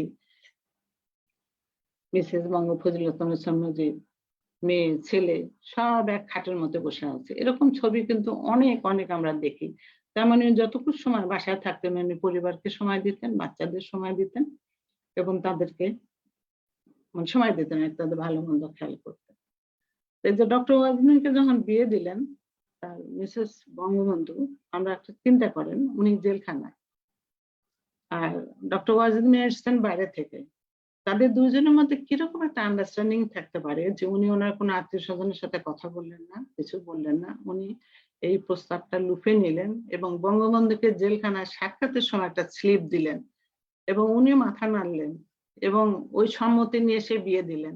তার মানে মিসেস মুজিব ওনার কিরকম একটা বিশ্বাস ছিল যে উনি যা করবেন ওনার স্বামী সেটাকে সমর্থন দেবে। আবার আমরাও দেখেছি যে বঙ্গবন্ধু আন্দোলন সংগ্রাম, তার জীবনের প্রতিটা পর্যায়ে দেখি আমাদের মিসেস বঙ্গবন্ধু বা ফজিলাতুন্নেছা মুজিব তার কথার উল্লেখ আছে। এই যে একটা পারিবারিক বন্ধন, সাধারণ একটা মানুষ, এটা কিন্তু খুব একটা দেখা যায় না। তো এই একটা মহামানব তাকে আমরা কতটুকু বা জানি বা জানতে পারা যায় এই অল্প একটু সময়ের মধ্যে। তারপর আরেকটা জিনিস যেটা আমি একটা ছোট্ট গল্প বলবো আমার নিজের জীবন দিয়েই। উনি ওনার নেতা কর্মীদের, প্রশাসনের লোকজনের সাথে ওনার একটা ভীষণ একটা ভালো যোগাযোগ ছিল এবং একটা নেটওয়ার্ক ছিল। এবং নেটওয়ার্কটা কিরকম, এটা আমরা মুক্তিযুদ্ধের সময় দেখি, উনি যখন বাংলাদেশ স্বাধীনতার ঘোষণা দিয়ে বন্দী হয়ে যান, কিন্তু যাওয়ার আগে ওনার কিন্তু সমস্ত যোগাযোগ করা ছিল যে কোথায় যাবে, কোথা থেকে সাহায্য করবে, কার কাছে কে যাবে, সমস্ত কিন্তু ওনার সেট করা ছিল। উনি সেভাবে উনি ওনার নেতাদের ইনস্ট্রাকশন দিয়ে তাদেরকে পাঠিয়ে দেন, কিন্তু নিজে যান না, নিজে বাসায় থাকেন এবং শেষ পর্যন্ত বন্দী হন। তো একটা ছোট্ট ঘটনা বলি আমি, সেটা আমার এটা হবে 1970 সালের জানুয়ারি মাস। আমার স্বামী উনি সিলেট, সরি তখন চিটাগাঙ্গে ছিল, চিটাগাং থেকে তার সিলেটে বদলি হলো। তো বদলি হওয়ার সময় যেহেতু আমি ঢাকা থাকি রোকেহালে, উনি ঢাকা হয়ে সিলেট যাবেন। তো যেদিন যাবেন সেদিন বোধহয় রাত 11টা বা 11:30 ওই সিলেট মেল। আমরা সন্ধ্যাবেলা গেছি, তো উনি ইচ্ছা করলেন যে বঙ্গবন্ধুর সাথে একটু সালাম দিয়ে যায়। আমরা সন্ধ্যাবেলা গেছি, গিয়ে দেখি বঙ্গবন্ধু নিজে ওনার অফিস রুমে ওখানে বসে উনি লোকজনের সাথে কথা বলছেন। আমরা উপরে খেলাম, বসে আছি, উনি আর উপরে ওঠেন না। শেষে একসময় মিসেস মুজিব বললেন যে তোমরা এরকম বসে থাকো, তোমার ট্রেন ফেল করবা, নিচে যাও, যে ওনার সাথে কথা বলে যাও। তো তখন আমরা এলাম, আসলে সময় ছিল না, আমরা এসে ঠিক রুমের সামনে দাঁড়িয়েছি, উনি রুম থেকে বেরোলেন, দাঁড়িয়ে দাঁড়িয়ে যেটুকু কথা, কিন্তু দাঁড়িয়ে দাঁড়িয়ে কথা। তো জিজ্ঞেস করলো কি ব্যাপার, তো বললো যে আমি এরকম এসে একটু সালাম করবো। তো বলছে যা, সিলেটের মানুষজন কিন্তু খুব সেন্সিটিভ, ইত্যাদি ইত্যাদি, ভালো থাকো, খুব সাবধানে থাকবো, অসুবিধা নেই, বলে টলে বিদায় করলো। এটা হচ্ছে জানুয়ারি মাস। ঠিক ও তারপর আরেকটা কথা বললো, যখন আমার লোকজন আছে, ফরিদ গাজী সাহেবকে বলে দেবো, তোমার কোনো অসুবিধা হলে ওনার কাছে যাও। এদিকে এত মাস হয়ে গেল, তো উনি আর ফরিদ গাজী কোনোদিন খোঁজ করেন, আমার হাজবেন্ড আর কোনোদিন খুঁজে ফরিদ গাজীর কাছে যান। ঠিক ইলেকশনের আগে অক্টোবরের শেষের দিকে যখন উনি অ্যাসিস্ট্যান্ট রিটার্নিং অফিসার সরকারি চাকরি করতেন, তখন দেখি ফরিদ গাজী সাহেব ওনাকে ডেকে নিয়ে খুঁজে বের করে বলছে বঙ্গবন্ধু বলছে যে আপনার সাথে আমাকে যোগাযোগ। এই যে প্রায় ধরেন 10-11 মাস পরে, কিন্তু উনি কিন্তু ঠিকই জানেন যে কোথায় কে আছে, কার কাছে গেলে এই সাহায্যটা পাওয়া যাবে, কোথায় কে তাকে হেল্প করবে, এই কথাগুলো কিন্তু এই যে একটা নেটওয়ার্কের মতো, এটা বোধহয় ওনার মাথার মধ্যেই ছিল নাকি, উনি লিখে রাখতেন। তো আমার কাছে এখনো অবাক লাগে, আমি একটা সাধারণ ওনার মেয়ের শ্বশুর বাড়ির থেকে আসছেন, কিন্তু উনি মনে রেখেছেন জানুয়ারি মাসের কথা, উনি সেটা তো ওনার লোক পাঠালেন নভেম্বর মাসে, অক্টোবর মাসে, নভেম্বরে। এই যে একটা নেটওয়ার্ক ওনার, মানে সারা দেশ ব্যাপী নেতাকর্মীদের সাথে একটা নেটওয়ার্ক ছিল, ওনার সরকারি কর্মকর্তাদের সাথেও নেটওয়ার্ক ছিল, এবং ওইভাবেই উনি একটা বিরাট নেটওয়ার্ক তৈরি করেছেন। এবং আমাদের মাননীয় প্রধানমন্ত্রী এখন কিন্তু সেটা কিন্তু উনি মেনটেন করে যাচ্ছেন। উনি কিন্তু সারা বাংলাদেশে কোথায় কে আওয়ামী লীগের সভাপতি, কে সেক্রেটারি, কার ছেলে কি, কার মেয়ে কি, সমস্ত ওনার নখদর্পণে। তো যাই হোক, এখন এই মহামানব সম্বন্ধে আর বেশি কিছু বলবো না, অনেক সময় নিলাম। তো যাই হোক, ওনারই দেখানো পথে আমাদের মাননীয় প্রধানমন্ত্রী বঙ্গবন্ধু কন্যা শেখ হাসিনা চলছেন। সত্যি আজকে আমরা একটা উন্নত বাংলাদেশের পেয়ে গেছি বলবো, আমরা প্রায় কাছাকাছি চলে আসছি। এবং তার হাত দিয়ে উনি আসলে বঙ্গবন্ধুর এই স্বপ্নগুলো কিন্তু 1975 সালের পরে কিন্তু এগুলো ওনার আদর্শ, ওনার স্বপ্ন সব কিন্তু মানে আমরা লোক সম্মুখেই আসে নাই, কিন্তু মাননীয় প্রধানমন্ত্রী শেখ হাসিনা উনি এসে কিন্তু ওনার এই স্বপ্নগুলো, উনি সবসময় বলেন যে আমি আমার বাবা চাইতেন সোনার বাংলা করতে, আমি তার দেখানো পথে কাজ করে যাচ্ছি। এবং আমরাও আশা করি এবং বিশ্বাস করি মাননীয় প্রধানমন্ত্রী বঙ্গবন্ধু কন্যা শেখ হাসিনার হাত ধরে হয়তো বঙ্গবন্ধু যে আধুনিক বাংলাদেশের স্বপ্ন দেখেছিলেন ওটা উনি বাস্তবায়ন করবেন। এবং আমাদেরও বিশ্বাস খুব শীঘ্রই আমরা সেই উন্নত বাংলাদেশের অধিকারী হব এবং আমরা ওটা হয়তো দেখে যেতে পারবো। এই বিশ্বাস নিয়ে সবাইকে ধন্যবাদ জানিয়ে আমাকে বলার সুযোগ দেওয়ার জন্য সবাইকে ধন্যবাদ। জয় বাংলা, জয় বঙ্গবন্ধু। সুভাষ সিংহকে আবারও ধন্যবাদ যে আমি একটা সুন্দর প্রবন্ধ দেওয়ার জন্য, যা একটা ইতিহাস, শুরু থেকে শেষ পর্যন্ত একটা ইতিহাস। সত্যি সুভাষ সিংহ, তুমি বেঁচে থাকো অনেকদিন, আরো ভালো করো। খোদা হাফেজ। অসংখ্য ধন্যবাদ জনাব সেলিমা খাতুন আপা, ঢাকা কলেজ প্রাণীবিদ্যার অত্যন্ত আপনজন, প্রাণপ্রিয় আপা আমাদের। আমরা বঙ্গবন্ধু সম্পর্কে উনার জ্ঞানগর্ভ বক্তব্য শুনলাম, যা আমাদের জানার পরিধিকে আরো বিস্তৃত এবং আরো বিকশিত করেছে। অসংখ্য ধন্যবাদ আপা। অনুষ্ঠানের এই পর্যায়ে বক্তব্য উপস্থাপনের জন্য বিনীত অনুরোধ জানাচ্ছি ঢাকা কলেজের সম্মানিত অধ্যক্ষ স্যার, অধ্যাপক আই.কে. সেলিমুল্লাহ খন্দকার স্যার। অধ্যাপক আই.কে. সেলিমুল্লাহ খন্দকার স্যার। ধন্যবাদ। ঢাকা কলেজ কর্তৃক আয়োজিত এবং প্রাণীবিদ্যা বিভাগের ব্যবস্থাপনায় আজকের যে বিষয় নিয়ে আমরা ওয়েবিনার করছি, আধুনিক বাংলাদেশ ও বঙ্গবন্ধু, এর প্রধান প্রবন্ধ উপস্থাপক জনাব সুভাষ সিংহ রায়, বিশিষ্ট রাজনৈতিক বিশ্লেষক। উপস্থিত আছেন তিনি মুখ্য আলোচক জনাব সেলিমা খাতুন, আমার এক সময় প্রিয় সহকর্মী। আপাকে আমরা অল্প সময়ের জন্য ঢাকা কলেজে পেয়েছিলাম। আজকের এই অনুষ্ঠানে আপা যে বিষয়বস্তুর বাইরেও আমাদেরকে অনেক কিছুই, কারণ আপা বঙ্গবন্ধু পরিবারের ঘনিষ্ঠ ছিলেন, মাননীয় প্রধানমন্ত্রীর সাথে দীর্ঘদিন উনি কাজ করেছেন। আমরা অনেক কিছু আজকে নতুন করে জানলাম। আর আমাদের যিনি প্রবন্ধ উপস্থাপন করেছেন সুভাষ সিংহ রায়, আমরা জানি অত্যন্ত ভালো বলেন। আর আমরা তো টিভিতে টক শোতে প্রায় সময় ওনার কথা শুনি বা লেখালেখিও করে থাকেন। আমাদের সম্মানিত উপাধ্যক্ষ আছেন আজকের অনুষ্ঠানে, প্রফেসর এ.টি.এম. মইনুল হোসেন, প্রাণীবিদ্যা বিভাগের সম্মানিত চেয়ারম্যান প্রফেসর শরীফা সুলতানা, প্রাণীবিদ্যা বিভাগে আমার প্রিয় সহকর্মীবৃন্দ, ঢাকা কলেজের আমার প্রিয় সহকর্মীবৃন্দ যারা সংযুক্ত আছেন, এবং ঢাকা কলেজের আমার প্রিয় সহকর্মী এবং প্রিয় শিক্ষার্থী যারা আমাদের সাথে এখানে সরাসরি এবং আমাদের ফেসবুকে যুক্ত আছেন, সবাইকে আমি এই বিজয়ের মাসে স্বাধীনতা সুবর্ণ জয়ন্তীর শুভেচ্ছা জানাচ্ছি। এবং এই বিজয়ের মাসে স্বাধীনতা সুবর্ণ জয়ন্তীতে আমি স্মরণ করছি সর্বকালের সর্বশ্রেষ্ঠ বাঙালি, জাতির পিতা বঙ্গবন্ধু শেখ মুজিবুর রহমানকে। 1971 সালে মহান মুক্তিযুদ্ধে শহীদ এবং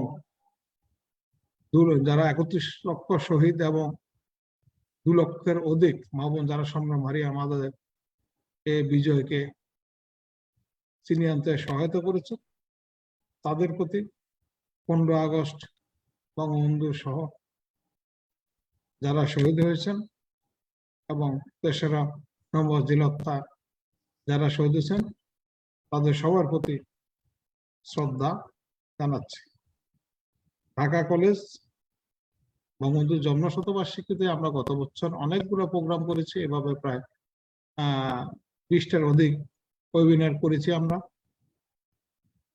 মহামারী কোভিড এর কারণে আমরা প্রায় প্রোগ্রামগুলো আমরা ভার্চুয়ালি করেছি। পাশাপাশি এবছর বঙ্গবন্ধু জন্ম শতবার্ষিকীর সাথে স্বাধীনতা সুবর্ণ জয়ন্তীতেও আমরা ধারাবাহিকভাবে আমাদের সহকর্মীদের আন্তরিক প্রচেষ্টায় আমরা এই প্রোগ্রামগুলো করছি। আমাদের মূল উদ্দেশ্য হচ্ছে আমাদের তরুণ প্রজন্ম যারা স্বাধীনতা দেখেনি, যারা এখন স্বাধীনতা সুপর্ভোগ করছে। আমি আজকে দুপুরে ফিজিক্স ডিপার্টমেন্টে একটা অফলাইনে একটা প্রোগ্রাম ছিল, সেখানে বলেছি যে যারা মহান মুক্তিযুদ্ধে যারা শহীদ হয়েছে তারা কিন্তু এই সুফলটা ভোগ করতে পারেনি। বঙ্গবন্ধু তো প্রথমে স্বপ্ন দেখতে শুধুমাত্র 2 বেলা ভাত যদি বাঙালির নিশ্চিত করতে পারেন, এটা একটা বড় অর্জন, বড় প্রত্যাশা ছিল। পরবর্তী পর্যায়ে উনি বলেছিলেন যে না, আসলে উন্নততর জীবন বাঙালি, সেটাও কিন্তু ওনার স্বপ্ন ছিল। এবং আমরা আমাদের যিনি রাজনৈতিক বিশ্লেষক, উনি অনেক কথাই বলেছেন, আপা অনেক কথা বলেছেন, কিন্তু বঙ্গবন্ধু এই 2-2.5 মানে স্বাধীনতার অল্প সময় পর 3 বছর 3.5 বছর কিভাবে এগুলো সম্ভব করেছিলেন।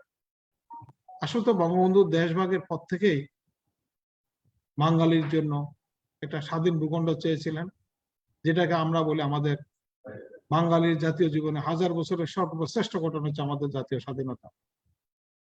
48 সালে ভাষা আন্দোলনের মধ্য দিয়েই দেশভাগের পরে বঙ্গবন্ধু বুঝতে পেরেছিলেন আসলে বাঙালির মুক্তি নিশ্চিত করতে হলে বাঙালি একটা স্বাধীন ভূখণ্ডের প্রয়োজন। অধিকাংশ সময় বঙ্গবন্ধু জেলে কাটিয়েছেন, কিন্তু ওনার চিন্তাকে শানিত করেছে, কোনো কিছু ওনাকে টলাতে পারেনি। উনি স্বপ্ন দেখতেন এবং ওনার এক ধরনের পরিকল্পনাই উনি মাথার ভিতরে রেখেছিলেন, কিভাবে স্বাধীন করবেন, কিভাবে দেশ পরিচালনা করবেন। এই ধরনের একটা চিন্তা না থাকলে এভাবে সেটা সম্ভব না। নেলসন ম্যান্ডেলাকে আমরা দেখছি দীর্ঘ সময়, জীবনের অধিকাংশ সময় উনি জেলে কাটিয়েছেন, কিন্তু ওনার নামেই কিন্তু যুদ্ধ হয় এবং কৃষ্ণাঙ্গদের যে মুক্তি, দক্ষিণ আফ্রিকার যে স্বাধীনতা, বঙ্গবন্ধুর একই অবস্থা, জেলে কাটিয়েছেন, সংগ্রাম করেছেন, বাঙালি স্বাধীনতা নিয়ে স্বপ্ন দেখতেন, উন্নততর বাংলাদেশ নিয়ে চিন্তা করেছেন, এবং যার ফলশ্রুতিতে বঙ্গবন্ধুর পক্ষে এই স্বল্প সময়ের ভিতরে সেটা করা সম্ভব হয়েছিল। বঙ্গবন্ধুর একটা বড় সুবিধা ছিল, ওনার অনেক অনুসারী উনি তৈরি করতে পেরেছিলেন এবং তারা নেতার নির্দেশ মানত। বাংলাদেশ স্বাধীন হবে হয়তো অনেকে চিন্তা করেন নাই, কিন্তু বঙ্গবন্ধু যখন যা বলেছেন তারা তা মেনে নিয়েছে। আমাদের মহামান্য রাষ্ট্রপতি আমরা ওনার জীবনীতে দেখেছি, বঙ্গবন্ধু উনি ঢাকা বিশ্ববিদ্যালয়ে ভর্তি হওয়ার পর বঙ্গবন্ধু বলেছে যে না, হামিদ ঢাকা বিশ্ববিদ্যালয়ে ভর্তি বাতিল করে আমাদের বিশিষ্ট রাজনৈতিক নেতা আমাদের তোফায়েল আহমেদ, ওনাকে বলেছেন যে তাকে কিশোরগঞ্জে পাঠিয়ে দাও, এটা ল কলেজে ভর্তি করিয়ে দাও। ওনারা কিন্তু নির্দ্বিধায় বঙ্গবন্ধুর নির্দেশ মেনেছিলেন, কিশোরগঞ্জে গিয়েছেন, রাজনীতি করেছেন। আমরা আমাদের বর্তমান স্পিকারের বাবার কথা জানি, রফিকুল্লাহ চৌধুরী, উনিও কিন্তু বঙ্গবন্ধুর নির্দেশে ওনারা ব্যারিস্টারি পড়বেন, উনি ব্যারিস্টারি পড়েন নাই। বঙ্গবন্ধু বলেছিল আমার সিএসপি লাগবে, সিএসপি হয়েছেন, আইয়ুবের আমলে আন্দোলন করেছেন 303, বঙ্গবন্ধুর নির্দেশ। এভাবেই কিন্তু ওনারা মাথা পেতে নিয়েছিলেন। আমরা আওয়ামী লীগের প্রাক্তন সাধারণ সম্পাদক আব্দুল জলিলের কথা জানি, ব্যারিস্টারি পড়তেন লন্ডনে, কিন্তু দেশে আসার পর বঙ্গবন্ধুর প্রেমে পড়ে গেলেন, উনি আর কিন্তু বিদেশে যেতে পারেনি, ওনার পরিবার অনেক চেষ্টা করেছে। এভাবে সারা দেশের প্রত্যন্ত অঞ্চলে বঙ্গবন্ধু রাজনীতি করেছেন, সংগঠন করেছেন, তার অনুসারী তৈরি করেছেন একটা স্বাধীন ভূখণ্ডের জন্য, স্বাধীন বাংলাদেশের জন্য। এবং ওনার পরিকল্পনাই ছিল, যার ফলে বঙ্গবন্ধু স্বাধীনতার স্বল্প সময়ের মধ্যে আমাদের অনেক, যেগুলো আমরা বলে থাকি, আমরা এখন আধুনিক বাংলাদেশ যেটাকে আমরা বলছি, আমাদের আজকে যে আলোচনার বিষয়টা, বঙ্গবন্ধু অত্যন্ত স্বল্প সময়ের ভিতরে কিভাবে একটা ডক্টর কুদ্দতে ক্ষুদা শিক্ষা কমিশনের একটা রিপোর্ট, এটা চিন্তাই করা যায় না। স্বাধীনতার আজকে 50 বছর পেরিয়ে যাচ্ছে, আমরা যারা শিক্ষা আছে আমরা এখনো দেখি কুদ্দতে ক্ষুদা শিক্ষা কমিশনকে এখনো আমরা অতিক্রম করতে পারিনি। এখনো যে সমস্ত শিক্ষা কমিশনের রিপোর্ট গুলো হয়, এখনো সেটাকেই মূল ভিত্তি ধরে, কিন্তু এটা বঙ্গবন্ধুর পক্ষে সম্ভব হয়েছিল। একটা বিজ্ঞান মনস্ক জাতি তৈরি করার জন্য যে দরকার শিক্ষা, একটা সুন্দর এত বড় এই ধরনের একটা শিক্ষানীতি বঙ্গবন্ধু আমাদেরকে উপহার দিয়েছিলেন। সেটা যদি বাস্তবায়ন আমরা আরো আগে করতে পারতাম, বাংলাদেশ অনেক এগিয়ে যেতে পারত। আমরা বঙ্গবন্ধু 1973 সালের বিশ্ববিদ্যালয় অধ্যাদেশ, এটা কত বড় একটা যুগান্তকারী সিদ্ধান্ত। এখন তো সেটা আমরা দেখছি, শুধুমাত্র যেন বিশ্ববিদ্যালয়ের শিক্ষকরা স্বাধীনভাবে রাজনীতি করবেন সেটা না, তারা জ্ঞান বিজ্ঞানের চর্চা করবেন, কেউ যাতে সেখানে ইন্টারফেয়ার করতে না পারে। বঙ্গবন্ধু এগুলা চিন্তা করেছিলেন। বঙ্গবন্ধু সমুদ্র আইন করেছেন, স্থল সীমান্ত চুক্তি, এগুলো সমাধান জন্য উনি চুক্তি করেছিলেন। এটা উদ্দেশ্যই ছিল যে একটা বাঙালি জাতিকে, বাংলাদেশকে একটা আধুনিক রাষ্ট্র পরিণত করার জন্য যে বিষয়গুলো দরকার, এই যে 44টা আইন করেছেন। এটা কিন্তু আমরা এখন আধুনিক যে সুযোগ সুবিধাগুলো, আমাদের যারা মহান মুক্তিযুদ্ধ দেখেনি তারা চিন্তা করতে পারবে না বাংলাদেশ এখন কত দূর এগিয়ে গেছে। 1971 সাল বা 70 সালে আমরা যারা একেবারে ছোট ছিলাম, আমরা দেখেছি 2 বেলা ভাত খেতে পারেনি বাঙালি। বাঙালিদের পায়ে স্যান্ডেল ছিল না, স্পঞ্জের স্যান্ডেল ছাড়া তাদের পায়ে, এর বাইরে কিছুই আমরা খুব বেশি একটা দেখিনি। শহরে কিছু লোকের কাছে হয়তো ছিল, কিন্তু গ্রামের লোকরা স্পঞ্জের স্যান্ডেলও কিন্তু তাদের ভাগ্যে জুটতো না। আমরা স্বাধীনতার পর একটা পপলিন কাপড়ের শার্টের জন্য আমরা লাইন ধরেছিলাম, সকাল থেকে বিকাল পর্যন্ত কসকরের দোকান, ন্যায্য মূল্যের দোকানে লাইন ধরে একটা শার্টের কাপড়।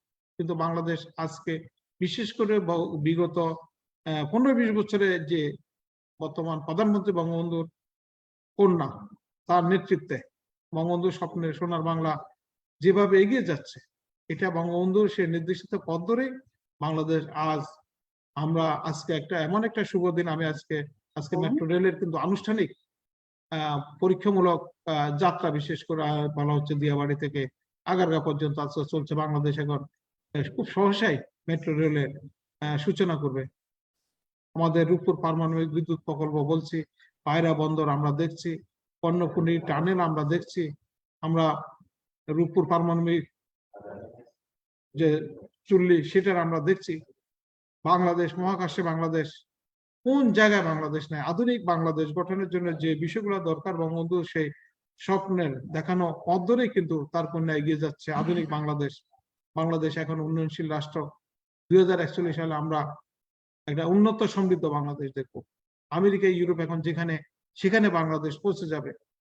বাংলাদেশ বিশেষ করে আমরা 2030 সালে 4র্থ শিল্প বিপ্লবের মোকাবেলা করব। বাংলাদেশ সেটা মোকাবেলার জন্য প্রস্তুতি নিচ্ছে এখনই। যে চিন্তাটা শুরু হয়েছে মাত্র 2016 সালে, কিন্তু আজকে 2021 সালে বাংলাদেশে যারা নীতি নির্ধারক, মহামান্য রাষ্ট্রপতি, মাননীয় প্রধানমন্ত্রী, আমাদের শিক্ষামন্ত্রী বারবার বলছেন যে আমরা 4র্থ শিল্প বিপ্লবে আমরা সকল সুযোগ সুবিধা নিতে চাই। আমাদের দক্ষ জনশক্তি তৈরি করে আমরা এই সুযোগটা গ্রহণ করব। বাংলাদেশে 100টা ইপিজেড কাজ করছে। চট্টগ্রাম, ফেনী, নোয়াখালীর উপকূলে যে industrial park, Bangabandhu industrial park, সেখানে আগামী 10 বছরে সেখানে বলা হচ্ছে 35 লক্ষ লোকের কর্মসংস্থান হবে। সবকিছুই কিন্তু আমাদের বঙ্গবন্ধু সেই স্বপ্নের সোনার বাংলা, বাঙালির উন্নততর জীবন, যেটা বঙ্গবন্ধু দেখতেন, স্বপ্ন দেখতেন, শুধু স্বপ্নই দেখেননি, সূচনা করে গিয়েছেন। সেই বিষয়গুলো আমরা আশা করছি আমরা সহসাই অর্জন করতে পারবো। আমরা আজকের এই সময় আবারও এই মহান পুরুষকে আমরা স্মরণ করছি। বঙ্গবন্ধু বেঁচে থাকলে এটা হয়তো অনেক আগে আমরা পৌঁছতে পারতাম। আমি আবারও আমাদের সাথে যারা সংযুক্ত ছিলেন, আমাদের প্রিয় মানুষ যারা, বিশেষ করে সেলিমা আপা এবং সুভাষ সিংহ রায়, এবং আমাদের প্রাণীবিদ্যা বিভাগের আমার প্রিয় সহকর্মীবৃন্দ, সবাইকে আমি ধন্যবাদ জানাই এই ধরনের একটা বিষয় নিয়ে আজকে আলোচনা করার জন্য, এবং আমাদেরকে সেলিমা আপার অনেক ব্যক্তিগত যে বিষয়গুলো হয়তো আমরা অনেক কিছুই ওনার মুখে শুনেছি, এই আমাদেরকে সুযোগ করে দেওয়ার জন্য আমি ধন্যবাদ এবং কৃতজ্ঞতা জানাচ্ছি। আমাদের যদি সুযোগ হয় আমরা অফলাইনে আমাদের এই বিশিষ্ট ব্যক্তিজনকে নিয়ে হয়তো আমরা মিলিত হওয়ার চেষ্টা করব। সবাই ভালো থাকবেন। জয় বাংলা, জয় বঙ্গবন্ধু, বাংলাদেশ চিরজীবী। ধন্যবাদ সবাইকে। ধন্যবাদ স্যার, সম্মানিত অধ্যক্ষ স্যার, আপনার মূল্যবান এবং জ্ঞানগর্ভ বক্তব্যের জন্য। আমি অনুষ্ঠানের এই পর্যায়ে অনুষ্ঠানের সমাপ্তি ঘোষণার জন্য আজকের ওয়েবিনারের সভাপতি, ঢাকা কলেজের সম্মানিত অধ্যক্ষ IK সেলিমুল্লাহ খন্দকার স্যারের অনুমতি চাইছি। ঠিক আছে, হ্যাঁ, শেষ করে দাও। ধন্যবাদ স্যার। আজকের অনুষ্ঠানের মূল্যবান আলোচনা থেকে এটাই প্রতীয়মান যে বঙ্গবন্ধুর স্বপ্নের সোনার বাংলা আজ এক উচ্চ মহিমায় উদ্ভাসিত। আজকে ডিজিটাল বাংলাদেশের রূপকার বঙ্গবন্ধু শেখ মুজিবুর রহমান। মাননীয় প্রধানমন্ত্রী দেশরত্ন শেখ হাসিনার নেতৃত্বে অচিরেই বাংলাদেশ SDG পূরণে সক্ষম হবে, এই আশাবাদ ব্যক্ত করে আজকের অনুষ্ঠানটি এখানেই সমাপ্ত। জয় বাংলা। আসসালামু আলাইকুম। সবাইকে ধন্যবাদ। স্যার, সবাইকে অসংখ্য ধন্যবাদ আমাদের সাথে থাকার জন্য। আহ, আপা, সেলিমা আপা এবং সুভা